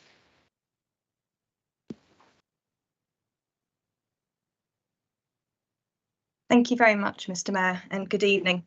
I'd like to begin by picking out a few bits of the annual review to highlight. I'm really pleased to see the Compass team mentioned in the report. They have been doing some fantastic work in children's services. Likewise, the expansion of the virtual school has been very much needed, and I would like to acknowledge the virtual school head who has turned this service around for the better. It also goes without saying that the response to COVID-19 at a local level was fantastic. Sometimes the council led, sometimes it facilitated, but the point is there was real partnership working, and the voluntary sector, businesses and community working together was outstanding. This whole community approach is a clear demonstration of why I agree with the statement under the LGA peer review feedback that this council should, and I quote, ensure there is a commitment to a long-term vision for the borough, co-designed and co-delivered with partners to become the focus for the entire community. There are occasions where we see this happening in the council, but for the most part, my experience of this council is that it acts like an island. It thinks it knows best. It does stuff to the community, not with the community. And what has been put in front of us tonight backs that experience up. It's more like a self-congratulatory glossy brochure that doesn't resemble our residents' life experiences. These promises of engaging and empowering communities through arts and culture sounds great, and progress was made, but the commitment is not being followed through. There's the commitment to become carbon neutral, whilst millions is being spent on making it easier to drive. The statement that domestic abuse is a high priority, yet victims are being supported by other organisations and not the council's contracted service, which is failing. How about the commitment to equality? Yet tackling violence against women and girls is treated like a controversial issue, and don't get me started on how the Highways Department have treated a disabled blue badge holder this week. I should also point out that contrary to what's in the report, the Climate Emergency Action Plan is not rated 8th best, and besides, this is a measure of aspiration rather than action. I don't actually believe this document should even be called a council plan. This is a set of strategic aims and objectives, not a plan. And I would replace the word council with the word executive. This document, when it first came to council in February 2020, went to scrutiny the day before the council meeting. So there was no opportunity for scrutiny to have any influence over it whatsoever. This refresh hasn't come anywhere near scrutiny this time. In fact, many of us were unaware that this was happening. Council is made up of 54 elected members. To set the strategic direction of this council without the involvement of the majority of those councillors is shameful. This council needs to truly embrace partnership working and co-production across the board if it is to deliver on its commitments to the community. Thank you. Thank you, Councillor. Councillor Frewen.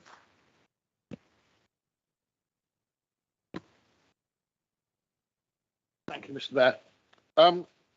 I've got a request for the next refresh of this, because one of the strategic aims is to offer quality, affordable, sustainable homes fit for the future. Over 50% of my ward activity is based on poorly built housing.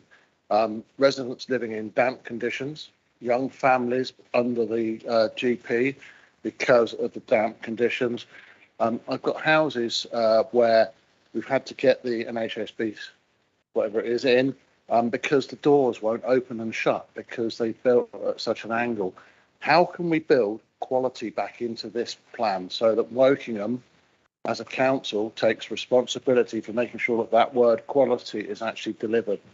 And just on the quality, the leader mentioned the Shinfield Community Hall, a welcome addition and amenity for Shinfield Village, which is taken so much of the development.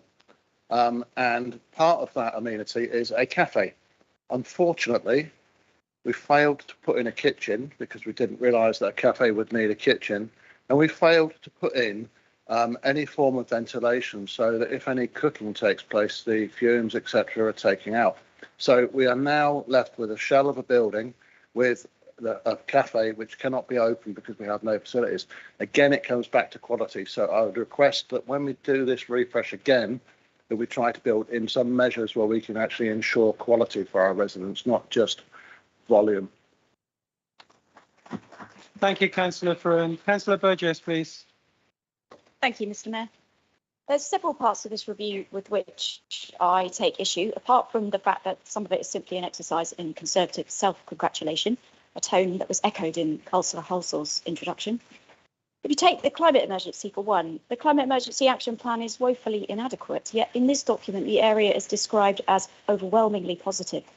While planting trees and picking up litter they are of course laudable in themselves, they actually do very little to address the massive amounts of carbon continually being pumped into our atmosphere. Time is getting very tight, but the progress and plans for some of the biggest areas in which we need to reduce emissions, such as reduction in private vehicle use, retrofitting or renewable energy generation, seem to be falling way short of the actual or planned carbon savings we need by 2030. That is not overwhelmingly positive. Community engagement on this issue will be ineffective, with participants having no real access to experts for guidance and with the ruling party being able to overrule any plans put forward. As we heard earlier, we have seen already in Woodley what happens when the Conservatives try to impose unpopular ideas on people.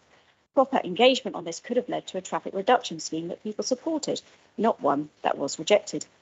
As we've heard, the council is spending millions of pounds on roads and simultaneously saying in this document it wants to keep residents to feel safe. But how is the safety of pedestrians and cyclists addressed? You can promote My Journey Wokingham as much as you like. There are numerous places in my ward alone where residents patently do not feel safe crossing the roads outside their homes, let alone getting on their bikes. The Conservatives' record on equality and diversity is poor, evidenced by the fact the council is in the lowest category of the equality framework for local government. This plan talks of affordable homes, but often these homes are nowhere near affordable. The real need is for council housing, but the numbers there are disastrous.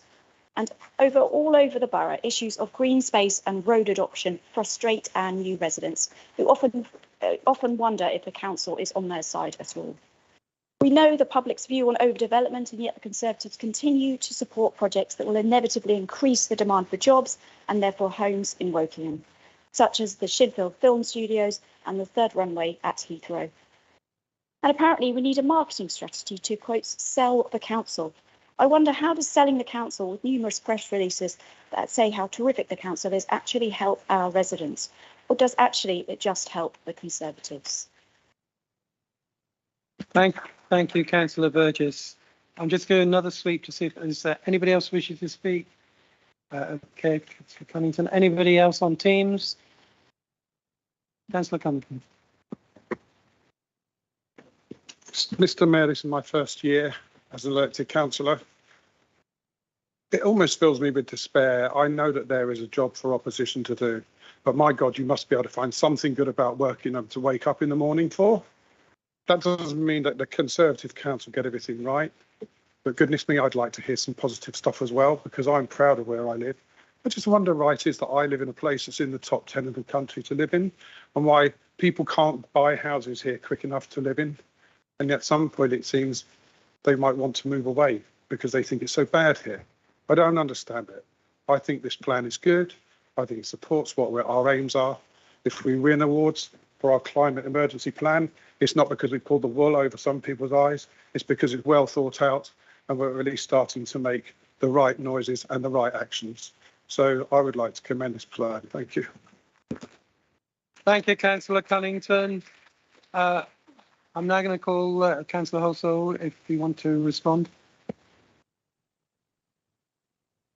I'd like to reiterate what Councillor Cunningham has said is we are a very, very good council. We have very, very good staff. We have fine leadership. It is a pity that the opposition spends most of its time decrying and complaining about something which is truly good. And I'm with Mr. Councillor Cunningham. If it's so awful, I should move away. Thank you. Thank you, Councillor Halsall. I'm now going to move to the vote. We're voting on the recommendations on page 59. There's 3 of them. Can I see all those in favour, please put their hands up.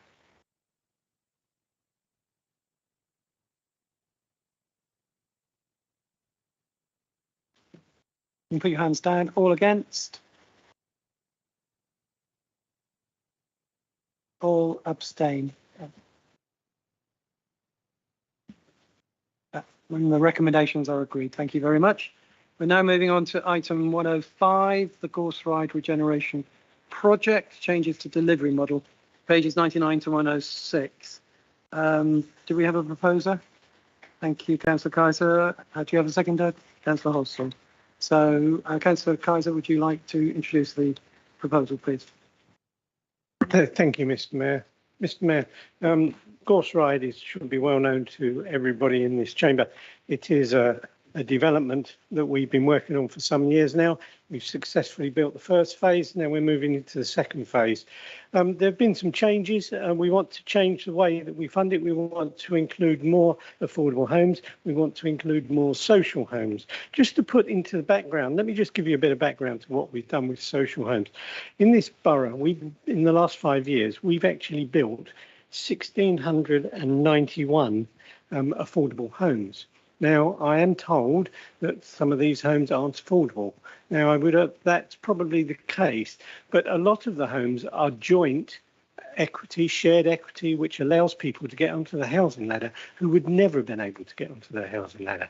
But the truth of the matter is, of those 1,691 homes we've built in the last 5 years, some 789 have been at social rent. 789 at social rent. And we recognise that we have had this year, just to explain, this year we've had 746 people present themselves to this council as homeless. We have never seen numbers like this before in Wokingham. This is no doubt a turnout from what's happening in the economy and also what's happened with COVID.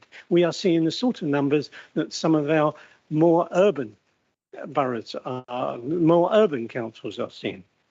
And because of that, what we decided to do is that now when we go for S106 homes, which are affordable, we are now asking developers to make 70%, yes, 70% of those homes to be social rent, not affordable, because we understand that because of the house prices in the borough, that some of the houses that we have historically seen as been affordable, they're no longer affordable to those on the lowest salary. So I think it's really important that we recognise that we are doing these things about social housing. Social housing is close to my heart, and it makes me very sad when I hear people just run down what we're trying to do. Prue sits on Tulip, she sees what people think, she hears what people think, and I'm sure she would probably echo what I'm saying about our housing stock. So this, Mr. Mayor, what I'm asking for here is for this this document to accept the recommendation that the Gorse ride really goes into the HRA. It should be in the HRA because that gives people the right to buy their homes. It also allows us to put more social homes in there. And this is just beginning. And that's really all I need to say. The paper's there for everybody to read. Thank you, Councillor Kaiser. Councillor Halsall, do you want to speak now or? All right. I'll reserve my position. Oh, yes, hang on, sir. Sorry. I tricked up. Is there anybody here who wishes to speak against? Okay, so thank you very much. We'll carry on as normal. Can I just say one thing, Mr. Mayor? There are some pink papers here. I know. I'm going to say that. Okay, sorry. Put it in hand. Councillor Halsall. I'll reserve my position, sir. Thank you very much. So before we go into any discussions. Oh, sorry. Right. It's been a long day. Right. All those who wish to speak on this item, please raise their hands.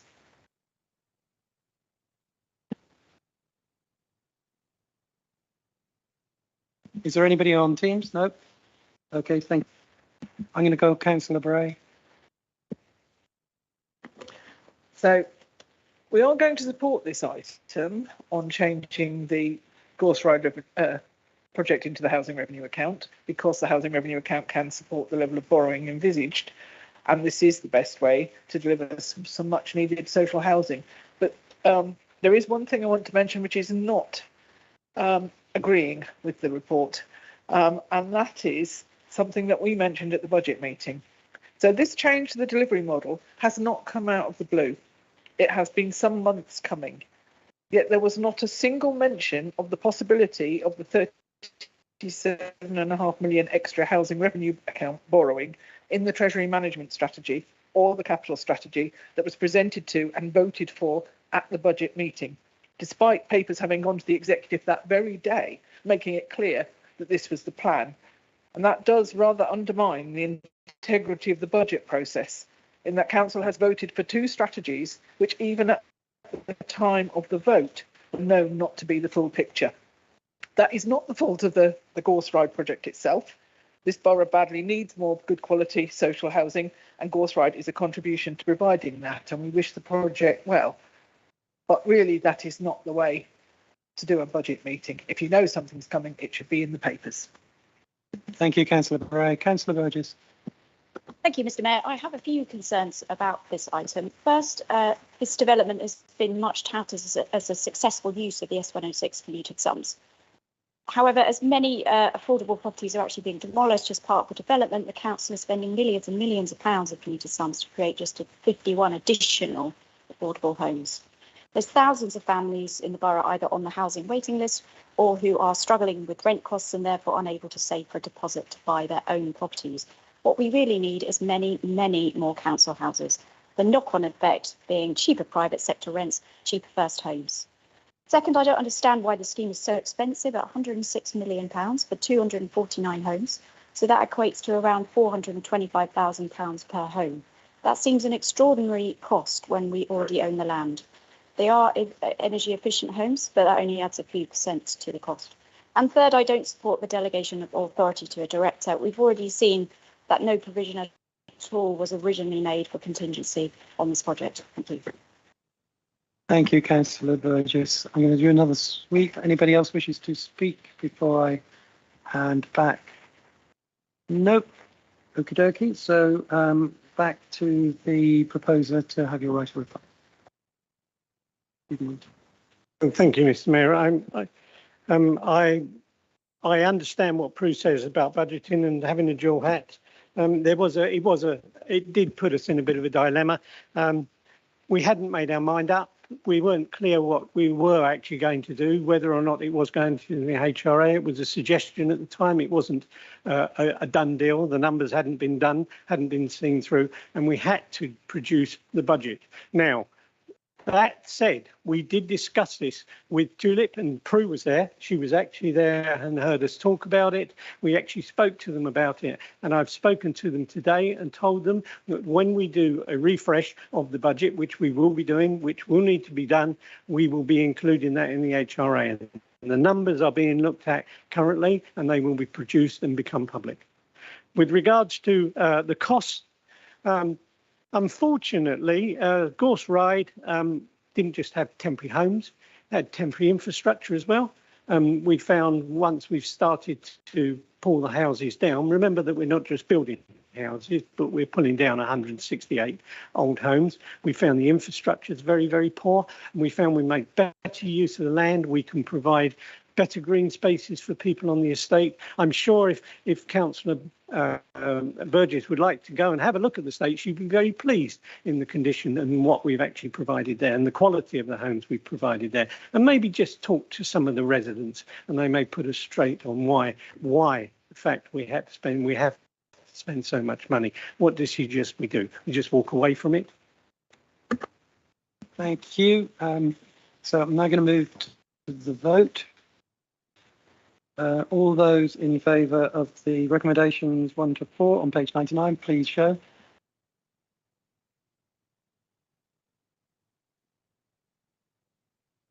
Okay, all those against? Abstain? Thank you very much. It's carried. Thank you very much. So we now move on to the next item, item 106, which pages 107 to 126. I need to point out to everyone that pages 119 and 126 are confidential. So hopefully you won't need to cover any part of that within your speech. But if you are going to, we're going to have to vote to exclude the public, etc. So please, if you want to cover that, those pages, that's 119 to 126, please say at the beginning of your speech, so we then can move into the exclusion. So do we have a proposer for this one? Councillor Kaiser, a seconder. Councillor Moggett's proposer, you can speak now for 3 minutes. Yes, thank you very much. This very much follows on from the previous, and it's basically to get permission to let the contract, so we can get contractors on site and start to build phase 2 of the development. The paper speaks for itself. As I say, there are pink papers here, which I would be happy to answer in private if anybody wants to ask me any questions. Thank you, Mr. Mayor. Thank you very much. I need to ask, is there anybody going to be speaking against this item? Okay, yes, so we'll go through the normal process. Seconder, do you want to speak now or reserve your right? I'll speak now. Thank you. The Gorse Ride Regeneration Project is a flagship scheme. I know I'm the borough councillor for the area, and it is the council's response to the housing crisis. I am proud of what the council has achieved in delivering homes at all levels, especially affordable homes. I've met several young people moving into the new properties when I was fortunate enough to look around the new block of apartments. Many are shared equity properties, which allows our young people to get onto the property ladder. Under the Conservative administration over the last 5 years, we have provided nearly 800 homes with social rent for those with low incomes. This achievement is something that should be commended and is positive proof of our track record. Thank you.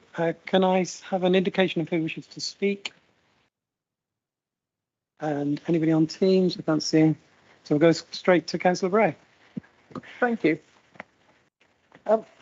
So we are supportive of the project because it will create this much needed social housing, but we will not be supporting these recommendations. And there are 2 reasons for that. The first is this is a huge project. We've only had these papers for a week, and having not been involved in any discussions about the procurement business case, it is difficult for us to be sure it's sound and all the assumptions are valid. We all know, I think, that the costs of materials continue to rise. There are shortages of some materials and of people, both construction workers and those indirectly involved, like HGV drivers. And we still have COVID affecting the ability of businesses to operate at full capacity. We are not clear enough about what has been factored in. So we cannot support the business case for a project as big as this without having had that earlier involvement, particularly when we've seen a complete rethink on the funding mechanism. And the second reason is about the scope of the decision. So the Gorse Ride project is being delivered in a number of phases. And on page 111, which is not in the pink bit, it is made clear that for each phase there are three parts to the procurement: site enabling works, consultancy and construction.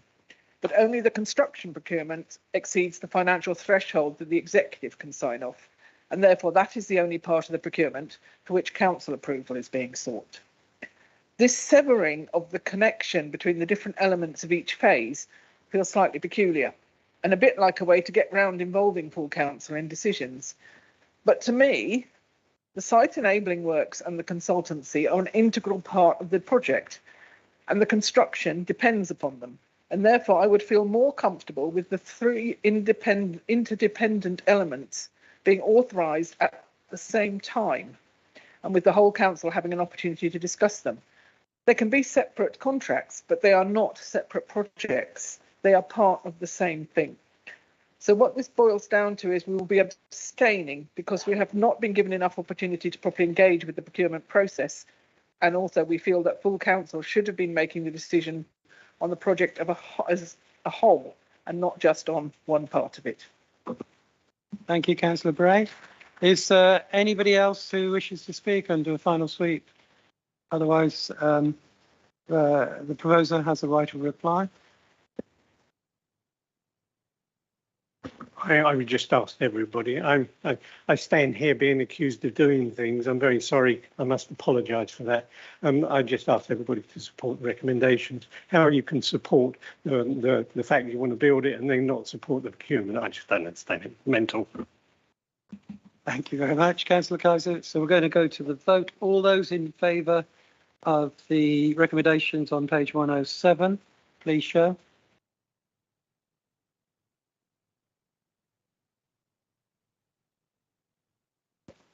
All those against? Abstention?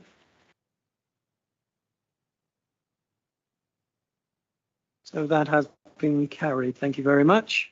So we're moving on now to item 10, the electoral review, which is pages 127 to 152. And do we have a proposer? Thank you, Councillor Ross. Do you have a seconder? Thank you, Councillor Bowring. Proposer, you have 3 minutes to speak. Thank you, Mr. Mayor. And just with your indulgence, on behalf of all those standing down in May I thank those people in the chamber for the very kind words that they expressed on our behalf earlier. Thank you. This, coming on to the substantive item, this is just phase one of the long ward review process. A 9-member cross-party working group has met twice to work with officers' input on this preliminary submission to the Local Government Boundary Commission for England, LGBCE. This is required to be submitted by tomorrow, and I commend the officer preparation and the fast reaction to the working group questions. After careful consideration of the relevant issues, the working group proposed, with total agreement, that the number of councillors should remain at 54. Evidence came from the survey, which 70% of you councillors responded to. Factors include the representational load, providing effective governance, councillor workload and costs, details of which are in the report in your agenda. The working group felt an increase in councillor numbers would be well above the nearest neighbour comparison and a small increase in costs, this in light of the expected 2028 electorate on which the whole review is based.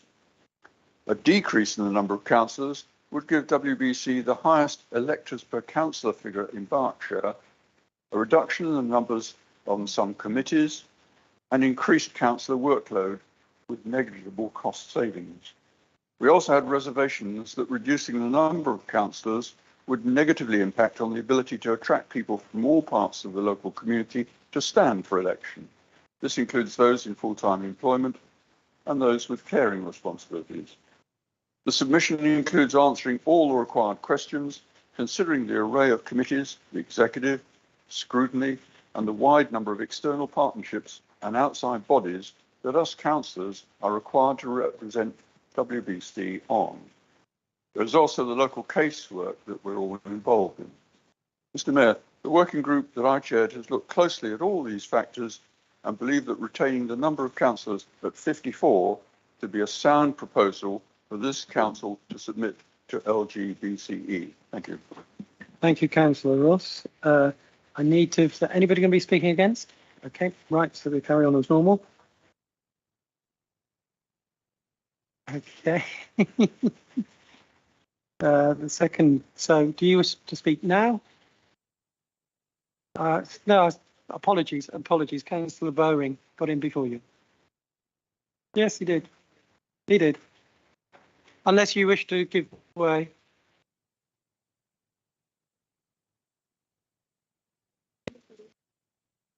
Yeah, no, I know. I apologise for standing up. Unanimity across the chamber is something to welcome, so I'm happy to. Okay, so can I just ask, Councillor G, can you sit down? I just need to know, is there anybody going to wish to speak against this motion? Otherwise, or this item, otherwise we go straight to the vote. And there isn't a seconder. Can't see anybody at all. So on that basis, we're going to go straight to the vote. So the recommendation there is on page 127. All those who thank you very much. All those against, abstain, that motion or that report is absolutely carried. So moving on to item 108, which is the recruitment and appointment of directors and assistant directors, page 153 to 158. Do we have a proposer? Thank you, Councillor Halsall. Do we have a seconder? Thank you, Councillor Kaiser. Councillor Halsall, would you like to introduce the item, please? The world has changed, and whilst it continues to be desirable to have permanent staff as the norm, the use of temporary or interim staff, be it on fixed contracts or daily rates, is becoming more common. This may be because of a vacancy which has to be temporarily filled whilst a permanent employee is sought. It might be because a particular project which needs to be completed, or an organisational cultural change which also needs to be completed in a fixed time. Therefore, it is proposed to have staff to have member involvement in the recruitment of both interim and permanent staff. Permanent directors and assistant directors will be appointed by the Personnel Board, as is currently for permanent directors, but that will be for assistant directors as well. Interim directors will be appointed by the head of paid service in consultation with the leader, relevant executive member and chairman of the Personnel Board. Interim assistant directors will be appointed by the director in consultation with the leader, relevant executive member and the chairman of the Personnel Board. We considered extending this process to others in the Personnel Board and to the leader of the opposition, but it was felt that this would give no additional value added, but would reduce the agility necessary to make successful interim appointments. Thank you, Mr. Mayor. Thank you. So I now need to see if there's anybody wishing to speak against this item. Yes, there is. So we'll carry on as normal. Councillor Kaiser, do you wish to speak now or reserve your right? No, I reserve my right, Mr. Mayor. Thank you very much. Right, hands up for those people who wish to speak on this item, please.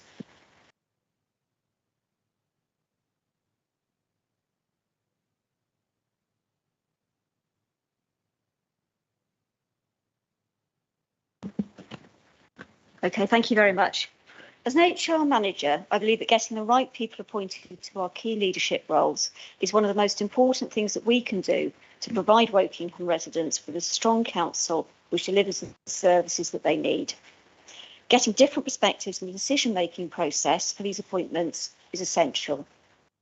I was therefore very disappointed that the Conservatives made the political decision to avoid cross-party involvement in consultation on these decisions when it came to the appointment of directors and assistant directors. What we have here tonight is a proposal for these decisions to be made after consultation with the relevant executive members, and that's good, the council leader, who is John Halsall, and the chair of the Personnel Board, who is also John Halsall. When the Lib Dems put a proposal to the Personnel Board with some cross-party support, that the Leader of the Opposition should have some input, this was voted down by the Conservatives. I'm afraid this avoidance of joint scrutiny leaves us all weaker, and the Lib Dems cannot therefore support this recommendation.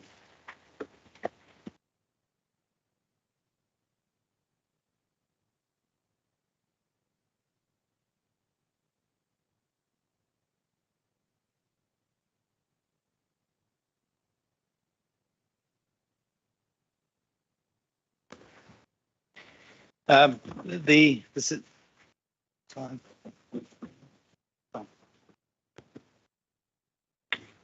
Thank you, Mr. Mayor. I mean, I support these because I believe we live in fast-moving times. Things. I jump gun again. Okay, and then put me off the straight. Right.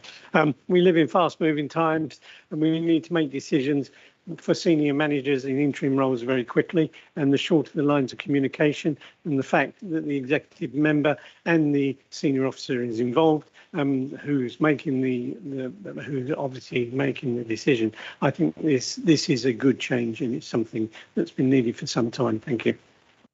Thank you, Councillor Kaiser. Councillor Halsall, you've got your right to reply. I've really nothing more to say other than I recommend the changes in the constitution to the council. Thank you very much. So we'll move to the vote. All those in favour of the recommendations on page 153, two of them, please show. All those against? The recommendations are carried. Thank you very much. So we're now moving on to item 109, Independent Member of Audit Committee, pages 159 to 168. Do we have a proposer? Councillor Yunus, do you have a seconder? Councillor Ross. So Councillor Yunus, would you like to introduce the item, please? Thank you, Mr. Mayor. Based on CIPRA best practice guidance, I commend the recommendation by the Audit Committee to appoint an independent member to the Audit Committee. The rationale for doing this is, number one, to bring additional knowledge and expertise to the committee. Number two, to reinforce the political neutrality and independence of the committee. And thirdly, to maintain continuity of the committee membership where membership is affected by the electoral cycle. The details of the paper are in the report. Thank you. Thank you. Otherwise, we'll go straight to the vote. Nope, so we'll go straight to the vote. All those in favour of the recommendations on 159, please show. Hands down. Anybody against? Okay, thank you very much. So we now move on to item 110, pages 169 to 188, annual report from the Overview and Scrutiny Management Committee. Do we have a proposer? Councillor Healy-Simons. Seconder. Thank you, Councillor Swaddle. Councillor Healy-Simons, would you like to introduce it, please? Thank you. There's very little to say, really, other than on behalf of the other scrutiny chairman and myself, I formally propose acceptance of these reports. It has been a very busy year, and all of the committees have worked extremely hard and covered a very great deal of ground, and the detail of this is in these reports. Thank you, Councillor Healy-Simons. Is there anybody wishing to speak against this item? Otherwise, we'll go straight to the vote.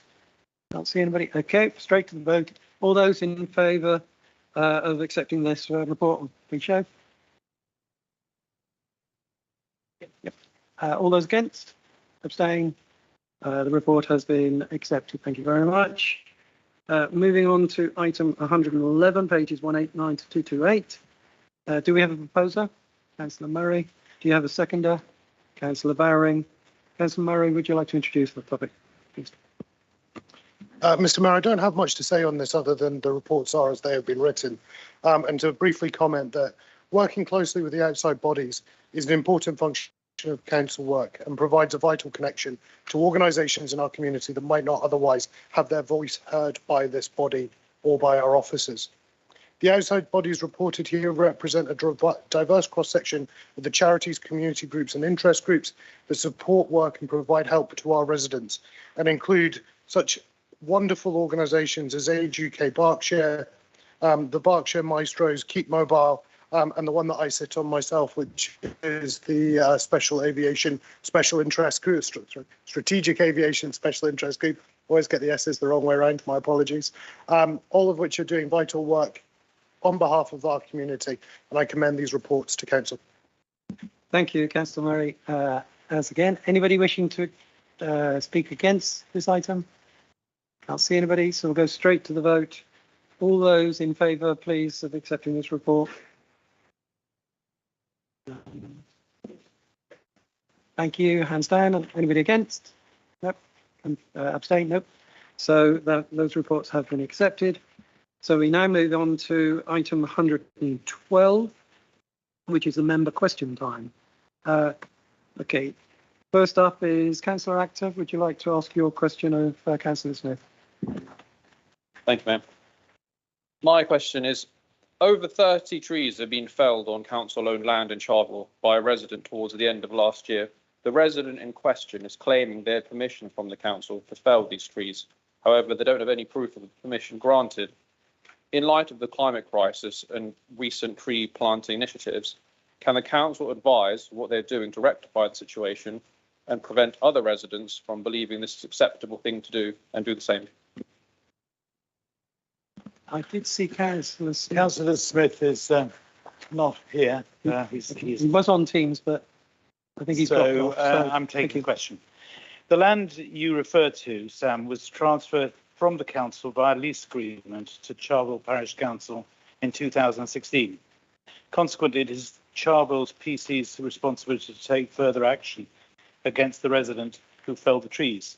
This kind of activity is viewed as criminal damage. It is the responsibility of Charvel PC to decide on further action and to engage with the police, who have the powers to progress the matter and any possible prosecution. I understand that the WCBC tree officers and legal team are engaging with Charvel Parish Council on this matter and will continue to provide support and advice on enforcement and replanting. This type of activity on third-party land is not common. However, officers are considering how we can engage with communities to discourage such activity and promote additional planting through the emerging WBC tree strategy. We are also working with Charvel PC on opportunities for tree planting in this location and other locations across Charvel. Thank you. Councillor Actor, do you have a supplementary? No. Right, we move on to the next one. Councillor Mickelboe. Yes, thank you, Mr. Mayor. My question is to the leader of the council, Mr. Holsov. Would you consider it good practice for all borough councillors representing the affected wards to be copied into mass circulation letters or emails sent under Wokingham Borough Council letterhead, such as the letter from you regarding the 3G pitch proposals at Laurel Park, dated the 26th of February? Thank you very much, Andrew. It's Doctor, by the way. I would like to remind you that embedded within our constitution are the Nolan principles. We are required to show honesty, leadership, openness, accountability, objectivity, integrity and selflessness. There is ample evidence for opportunity for all members, parish and town councils and residents to question a decision or proposal.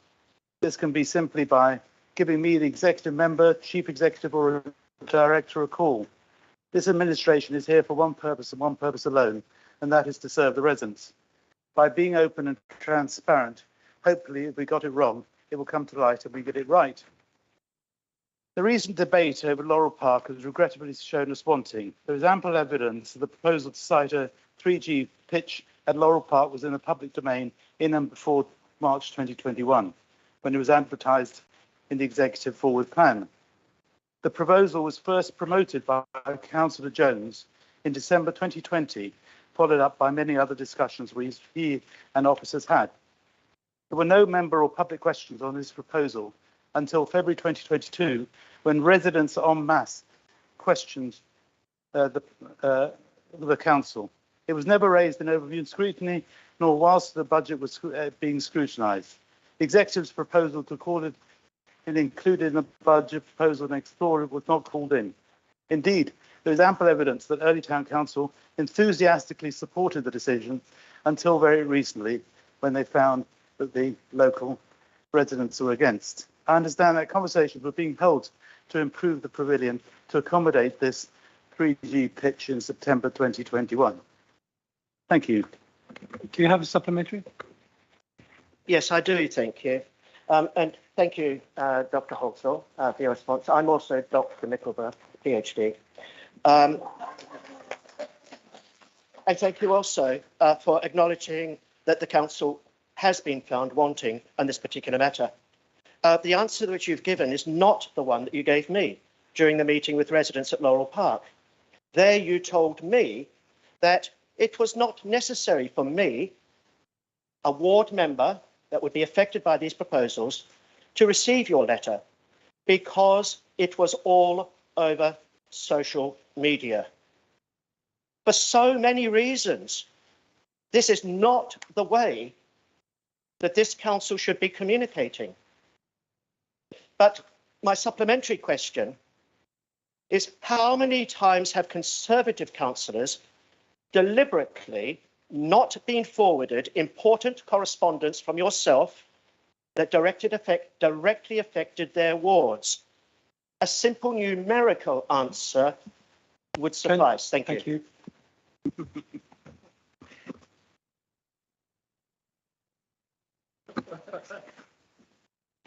The requirement for honesty and integrity means that false flag initiatives designed to put the administration in disrepute does nothing to enhance the reputation of this council. On the 8th of December 2020, the day after Cantley Park 3G pitch was announced, Clive Jones wrote to the Borough Council, new funding to revamp Cantley Park's facilities. Hi, this is very good news.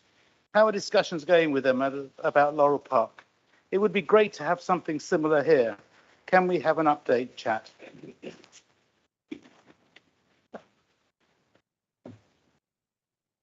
The discussions between Councillor Jones and the Borough Council went on throughout 2021. The fact that you didn't know about it is really not a matter for me. The false flag initiatives which are currently being raised, we will not have borrowings of 750 million. Our current net borrowings are closer to 170 million, with realisable assets of over 1 billion. To keep on repeating 750 million is untrue and does not make it true. Council documents do not support your contention. To keep repeating the information which is untrue does not make it. To negate a saving circulated by a monitoring officer and calculated by our statutory financial officer of £1 million plus per annum, and for all out elections, does you and the council a disservice. Thank you, Dr. Mittelbauer.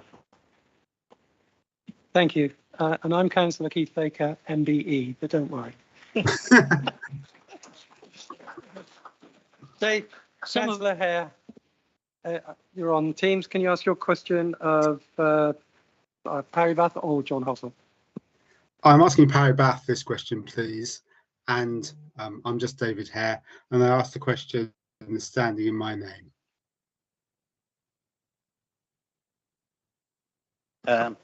David, I'll take the...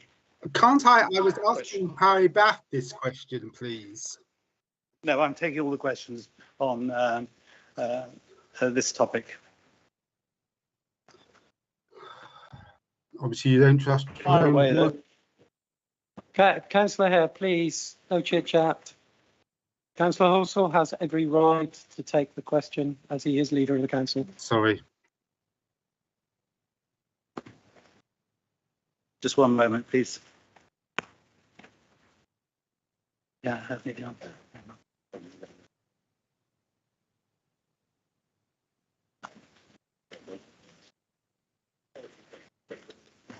I'm answering on behalf of the executive member for the Environment Ledger, who echoes my sentiment. I was intimately involved. We are only here to serve the residents, and their views are determinant. Holders of public office should act solely in terms of public interest. I take my responsibility as the leader of the council very seriously. As President Truman said, the buck stops here. when I see something which is clearly wrong, I'm prepared to say so and correct this. Officers are never left to take the can. Officers should never be asked to do something that they are not prepared to do. If you're in a leadership role, you must lead. The council only works if those leading it are in a direction. In this case, what was being proposed was clearly wrong. As a Liberal Democrat, you take a different view. The Liberal Democrat manual says, as a Liberal council, you're not here to defend the council, even when we run the council. You take no responsibility and it's all somebody else's fault, coupled with the continuous bouts of virtual signalling to hide your inadequacies. Thank you very much. Councillor Hare, do you have a supplementary? Thank you for that answer, which I can't see how it answered the question, but never mind. I was going to ask about consultation, because that's something which I don't think happened at Laurel Park and obviously needs to happen before other agreements are made concerning this 3G pitch. When is the council going to consult with local people before a planning application so that they know the local people's views about this subject? This is absolute nonsense, and you know it's nonsense. There's no planning application has been submitted or prepared. No business case has been submitted or prepared. At the moment, what was being done was a successful application in principle, not confirmed, of a grant to put a 3G pitch in early because of a recognition that there will need to be football pitches. And all the early members have done is manage to sink the proposal and do it very well. And the virtue signal, the petition was absolute nonsense, Dr. Micklewright. You wrote on the back of a letter that I'd already written. So thank you very much. Thank you. We're moving on. Councillor Conway, your question, Wayne. Thank you, Mr. Mayor. I think we can dispense with some of these rather irrelevant titles. We are a council, and should we actually stick with that? I hope as it's clear the leader of the council is going to be answering every question that's put. I hope he might do so, perhaps learning from the example of Angus Ross in the way he answers questions. My question is as follows. I think we can agree that significant parts of the borough are at risk of flooding. Can you assure me that the council's draft local plan includes robust measures to project as accurately as possible future flood risk and is not over-reliant on Environment Agency mapping of existing and historic flood zones? I ask because both runoff from current developments and the increased incidence of heavy rainfall events associated with climate change suggests that there will be a significant expansion of the areas at risk of flooding over the local plan period. I'm afraid you got me against Stephen, named John actually. And unfortunately, it's foam year. Wayne is not well, so I apologise. National planning guidance on accounting for flood risk has been followed in progressing the local plan, as I think you know. Our draft planning policy on flood risk contained within the draft plan consultation 2020 requires consideration of climate change, and that flood risk, both within and outside an application site, is not worsened by development. We have prepared a Level 1 Strategic Flood Risk Assessment 2020 to consider the land that has been promoted across the borough, as well as Level 2 Strategic Flood Risk Assessment 2021 for the master plan site at Hall Farm, Loddon Valley. Moving forward, a Level 2 Strategic Flood Risk Assessment is required to consider and inform all the proposed allocations. Turning briefly to climate change, our work has applied the Environment Agency climate change allowances specific to the Woking-Loddon catchment when modelling flood risk occurs. Climate change allowances are predictions of anticipated change for peak river flow and peak rainfall intensity and are required to be considered in flood modelling works to ensure increased infrastructure resilience to future flooding. Site-specific flood risk assessments for individual development sites are also required to consider these climate change allowances, and developers must design drainage systems and flooding mitigation to cater for current surface water and fluvial flood risk, as well as predicted future rainfall. At each stage, we have engaged and will continue to engage the Environment Agency and the Council Specialist Flooding and Drainage Team. I'm sure you have a supplementary, but whatever it is, it'll have to be a written answer because I hardly understand the words I've read myself. I thought that might be the case, John. I'm glad you admitted that because I have to say, I'm afraid it didn't fill me with enormous confidence. And it didn't fill me with enormous confidence because I'm sure you, if not already aware, will become aware that the Environment Agency has commented on the new draft local plan. It submitted its comments on the 1st of March. And in its submission, the agency expresses concern about some of the sites, quite serious concern, including Hall Farm. It states in relation to numerous sites identified as suitable for development in the draft local plan, and I'm now quoting the Environment Agency's comment. Forgive me for the double negative, it's theirs, not mine. We are not satisfied that the proposals will not increase the risk of flooding on or off the site. This is the Environment Agency telling you they are not satisfied that you have built in proper safeguards. This is the Environment Agency telling you they do not believe that some of these sites are suitable for development. Their overall comment is they disagree with the viability of the plan. And would you like to respond to the agency's concerns? I'm sure that what you've read out has been a concern which the agency's written in. And I'm sure that that's part of the process of having a local plan update consultation. There is absolutely no point in having a consultation unless you expect people to give you a reaction to what you propose.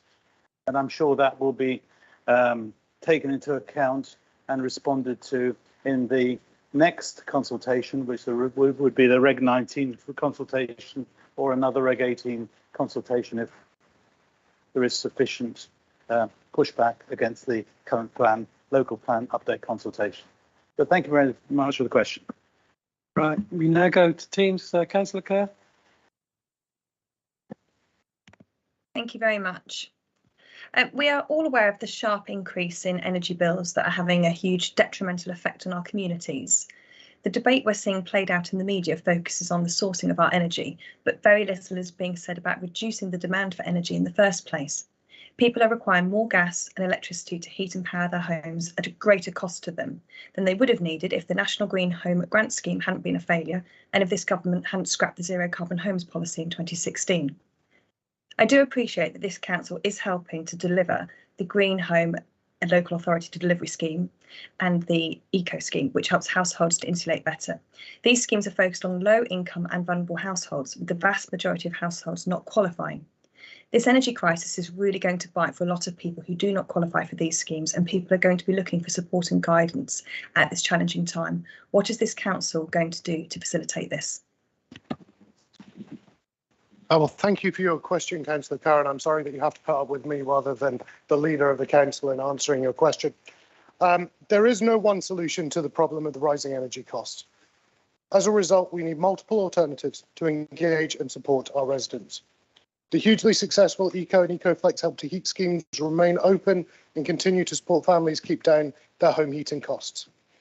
The council has partnered with the South East Energy Hub and an organisation called Warmworks to deliver a new scheme that offers energy-saving home improvements, including double glazing, not only to low-income households, but also to homes with a D to G energy rating. Around 1,300 homes have already been contacted directly, offering them access to this energy and money-saving programme. Through our poverty strategy, we're working with the Hardship Alliance to develop a range of support for those facing fuel poverty. We're working with Age UK Berkshire to identify, reach and support older people who are struggling to heat their homes. We're working along with the Hardship Alliance, along with our VCS and other partners to promote energy saving measures and grants available to those who are struggling to meet rising energy costs. We also know that other organisations, such as schools, are seeing the impact of rising fuel costs eating into their limited discretionary budget. So we are continuing to roll out and seek to accelerate our Solar on Schools programme in partnerships with organisations such as InRange and the Community Energy Fund. Yesterday, the Chancellor announced the doubling of the Household Support Fund, which is administered by councils, along with a raft of measures to help us deal with recent increases to our cost of living. These include the 5p fuel duty reduction, an increase in income tax and national insurance earning threshold, and the 0% VAT rating on energy-saving materials. This comes on top of the recent rebate received by those in homes in the A to D council tax bands. We're exploring multiple opportunities with external partners that will help address the challenges of retrofitting and reducing energy demand. Councillor Murray, you're out of time. Always. So, Councillor Kerr, I'm sure you've got a supplementary. I do, thank you. I mean, there's a lot of stuff there that is obviously for lower income vulnerable households. There's the one Warmworks, I think was the one that you mentioned that maybe for others. I'd like to find out some more, please. And I would like to hope that there's more than just that, because there's a lot of people that don't qualify for a lot of the schemes. But I also wanted to ask further in my supplementary, we've seen a lot from one of Wokingham MPs, John Redwood, who's repeatedly making calls for the UK to construct new oil and gas fields to reduce its dependency on Russian gas, despite the fact that renewables have substantially shorter construction times, as well as helping the UK achieve its net zero target. Do you, Councillor Murray, agree with me that the government's focus should be on facilitating and enabling increased renewable energy generation and not giving the green lights to more fossil fuels? Well, I can't speak on behalf of John Redwood. He speaks on behalf of himself, and you can read his blog on a daily basis to find out what he thinks on any given issue.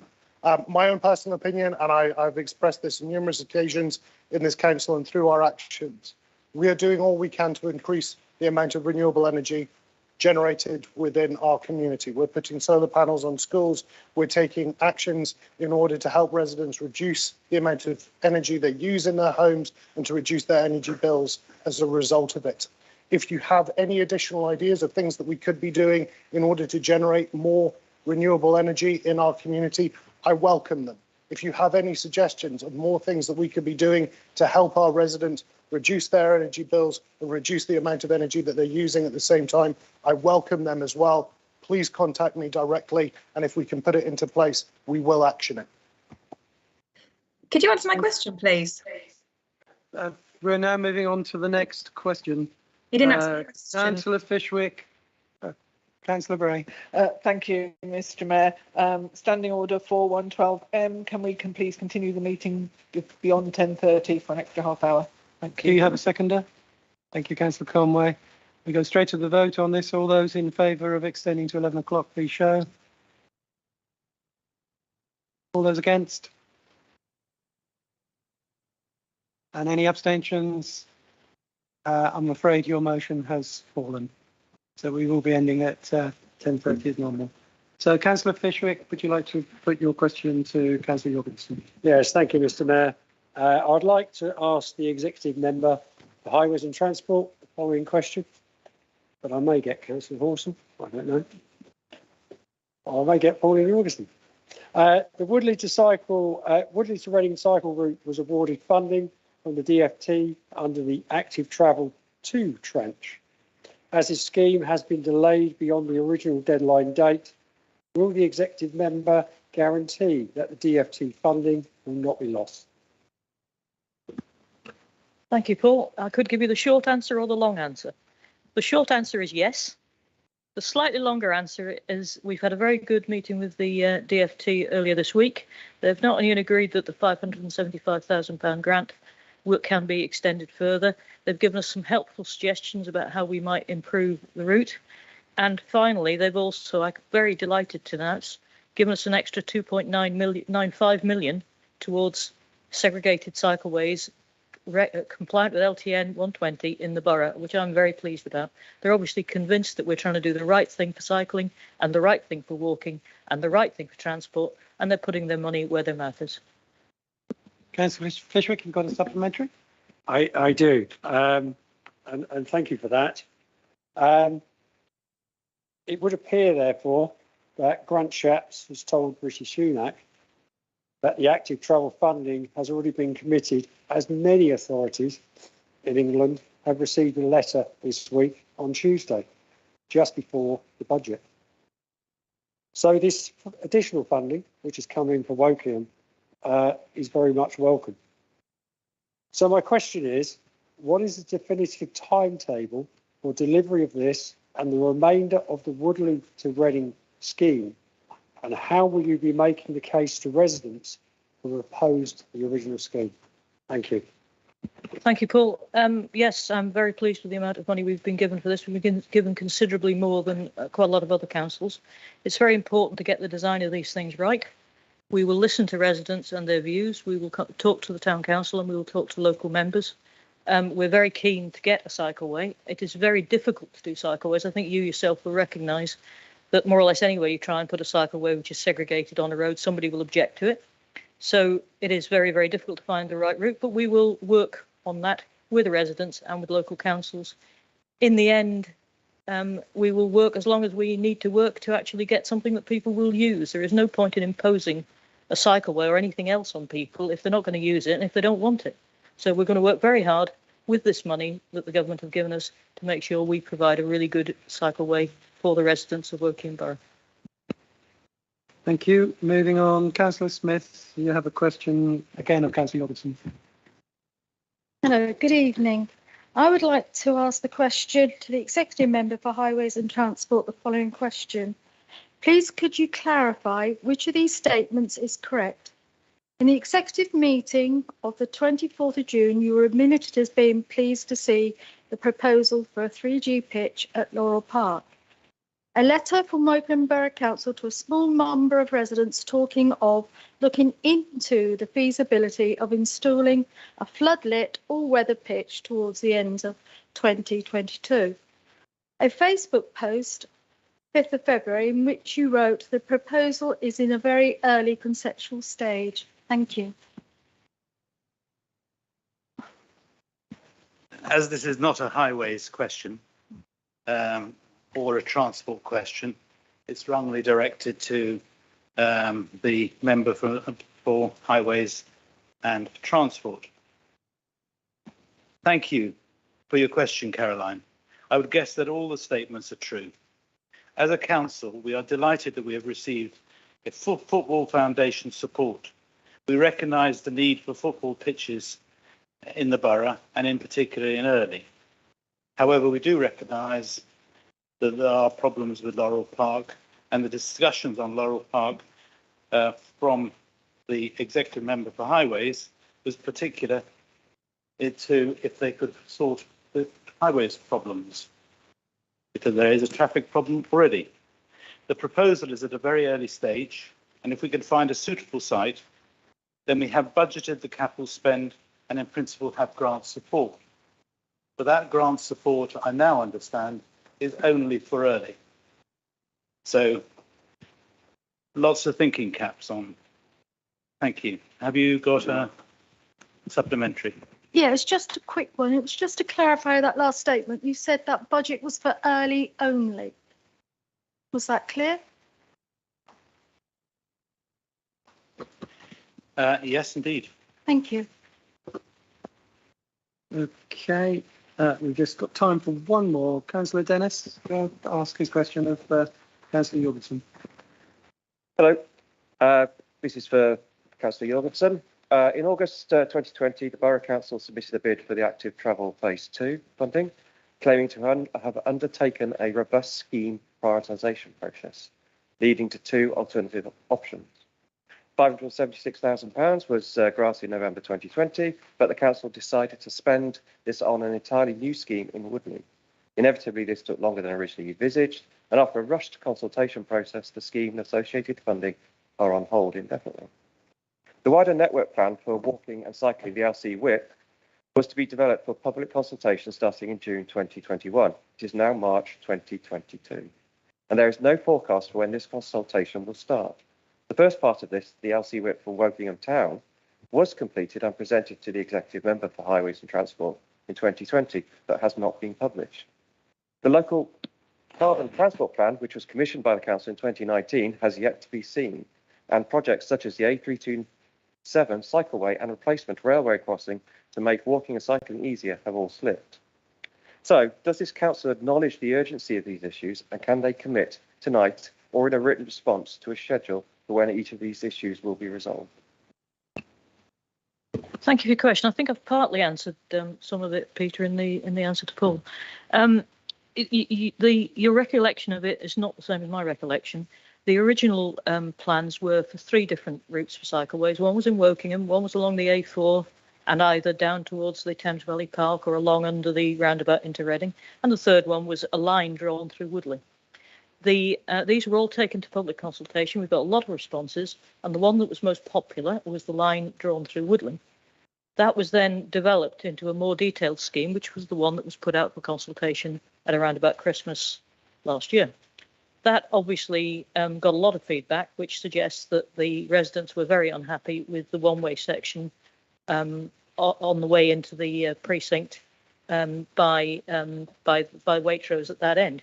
So we're going to have to take that away and look at alternative routes to see if we can find something that meets the LTN 120 requirements and also meets support from the residents. I can't put a timetable on that because I won't do anything unless the residents are in support of it, and that's what I'm here for. I'm not here to impose cycleways on people that don't want it, and I'm not here to propose routes that people don't want. We're consulting. We've consulted twice now. We've had 2 different sets of answers, and we will continue to work through them. As far as the question about the LC WIP for Wokingham, I actually intervened on that and said there is no point in a cycling and walking infrastructure plan for Wokingham Town, because actually people don't cycle within towns, they cycle on routes.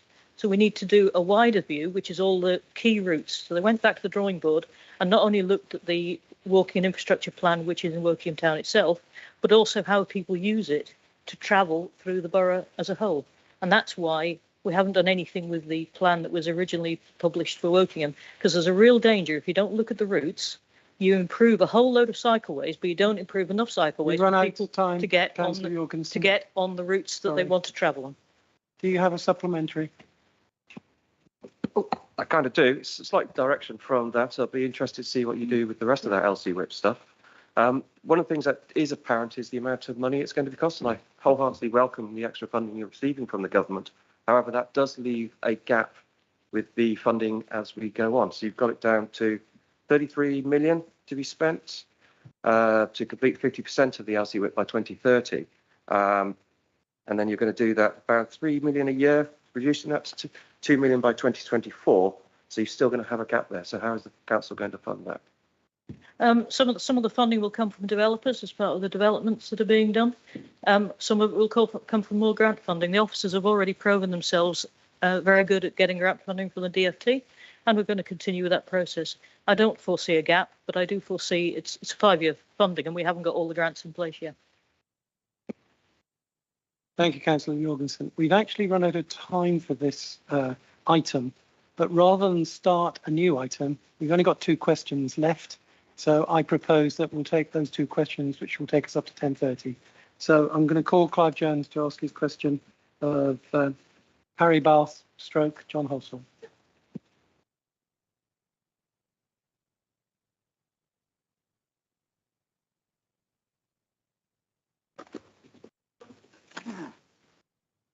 Thank you very much, Mr. Mayor. I don't know if it's going to be Councillor Parry Bath who is going to answer this question, or whether it will be President John Halsall. But the question is, the letter from the Leader of the Council to residents dated the 26th of February states, a review of a pitch at Laurel Park indicates that this site is not suitable and will therefore not therefore be progressed by this administration. Can a copy of this review please be made public to include clear details of the process by which it was conducted, factors considered, and when this review started and ended. Thank you. So, as you're referring to a letter of mine, it is appropriate that I answer the question. But thank you, Clive, for the question. This must be your darkest hour. You're clearly promoted the project to build a 3G pitch in Laurel Park, but you must have done so clandestinely, without discussing it with your colleagues in Early Town Council nor in Woking Borough Council. Why you should do this, I cannot fathom. It appears that you certainly did not take the residents into your confidence, whose views are not opaque. They are very clear. They value the Laurel Park as an amenity, the amenity it is now. Once you understood that the proposal would be unpopular, you clearly positioned yourself to be against it, but you seem to not understand the Borough Council processes. A full consultation has not taken place, but would be necessary. You know that. I know that. You know that a decision has not been taken. Why are you trying to pretend that it has? You know that planning permission has not been granted. It has not been sought. You know the consultation will have to occur prior to any application. Why are you trying to mislead the public? You have ambitions to be a member of Parliament of the borough. Should the public trust you when you clearly on local issues, you're not straightforward or honest? Do you have supplementary? Are you allowing that last comment? So you are allowing it. I do have a supplementary question, yes. Well, it isn't a supplementary. I would just like an answer to my question, Councillor Horsley. My question was, a review of a pitch at Laurel Park indicates that this site is not suitable and will not therefore be progressed by this administration. Can a copy of this review please be made public to include clear details of the process by which it was conducted, factors considered, and when this review started and ended? Could you ask that question, answer that question without any other unnecessary comments? Thank you, Clive. Can you tell me who you discussed the 3G pitch at Laurel Park before you promoted it with the WBC officers? Can a copy of this review please be made public to include clear details of the process by which it was conducted, factors considered, and when this review ended and started? Was this discussed with Early Town Council members, and if so, and who?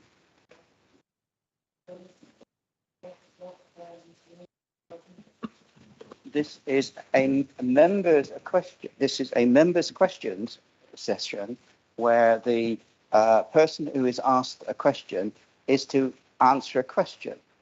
The leader of the council is now asking a question, and that is not appropriate and is not constitutional, and it's 4233.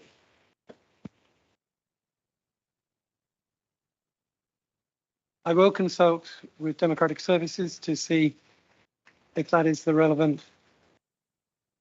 Unfortunately, we're eating up time now, so apologies, Councillor Bray, we won't get to your.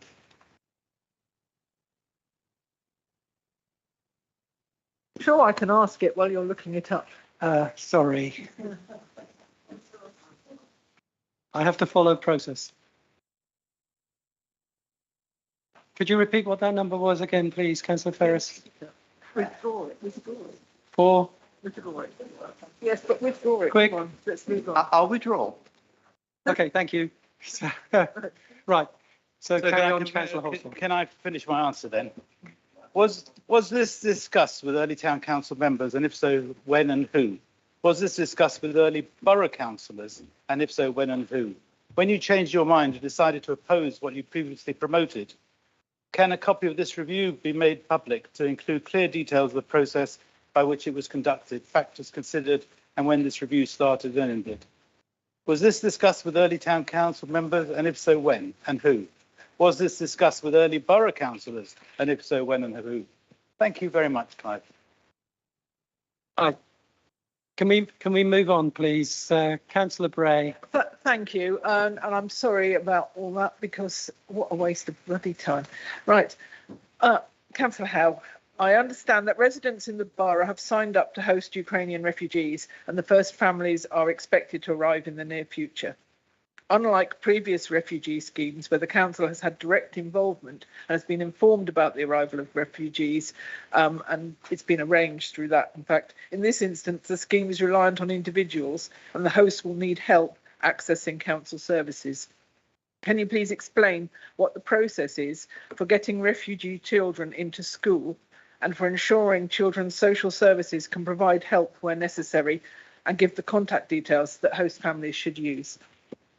Councillor Howe, can you be very, very brief because we're on 10:30? You're always closing down early.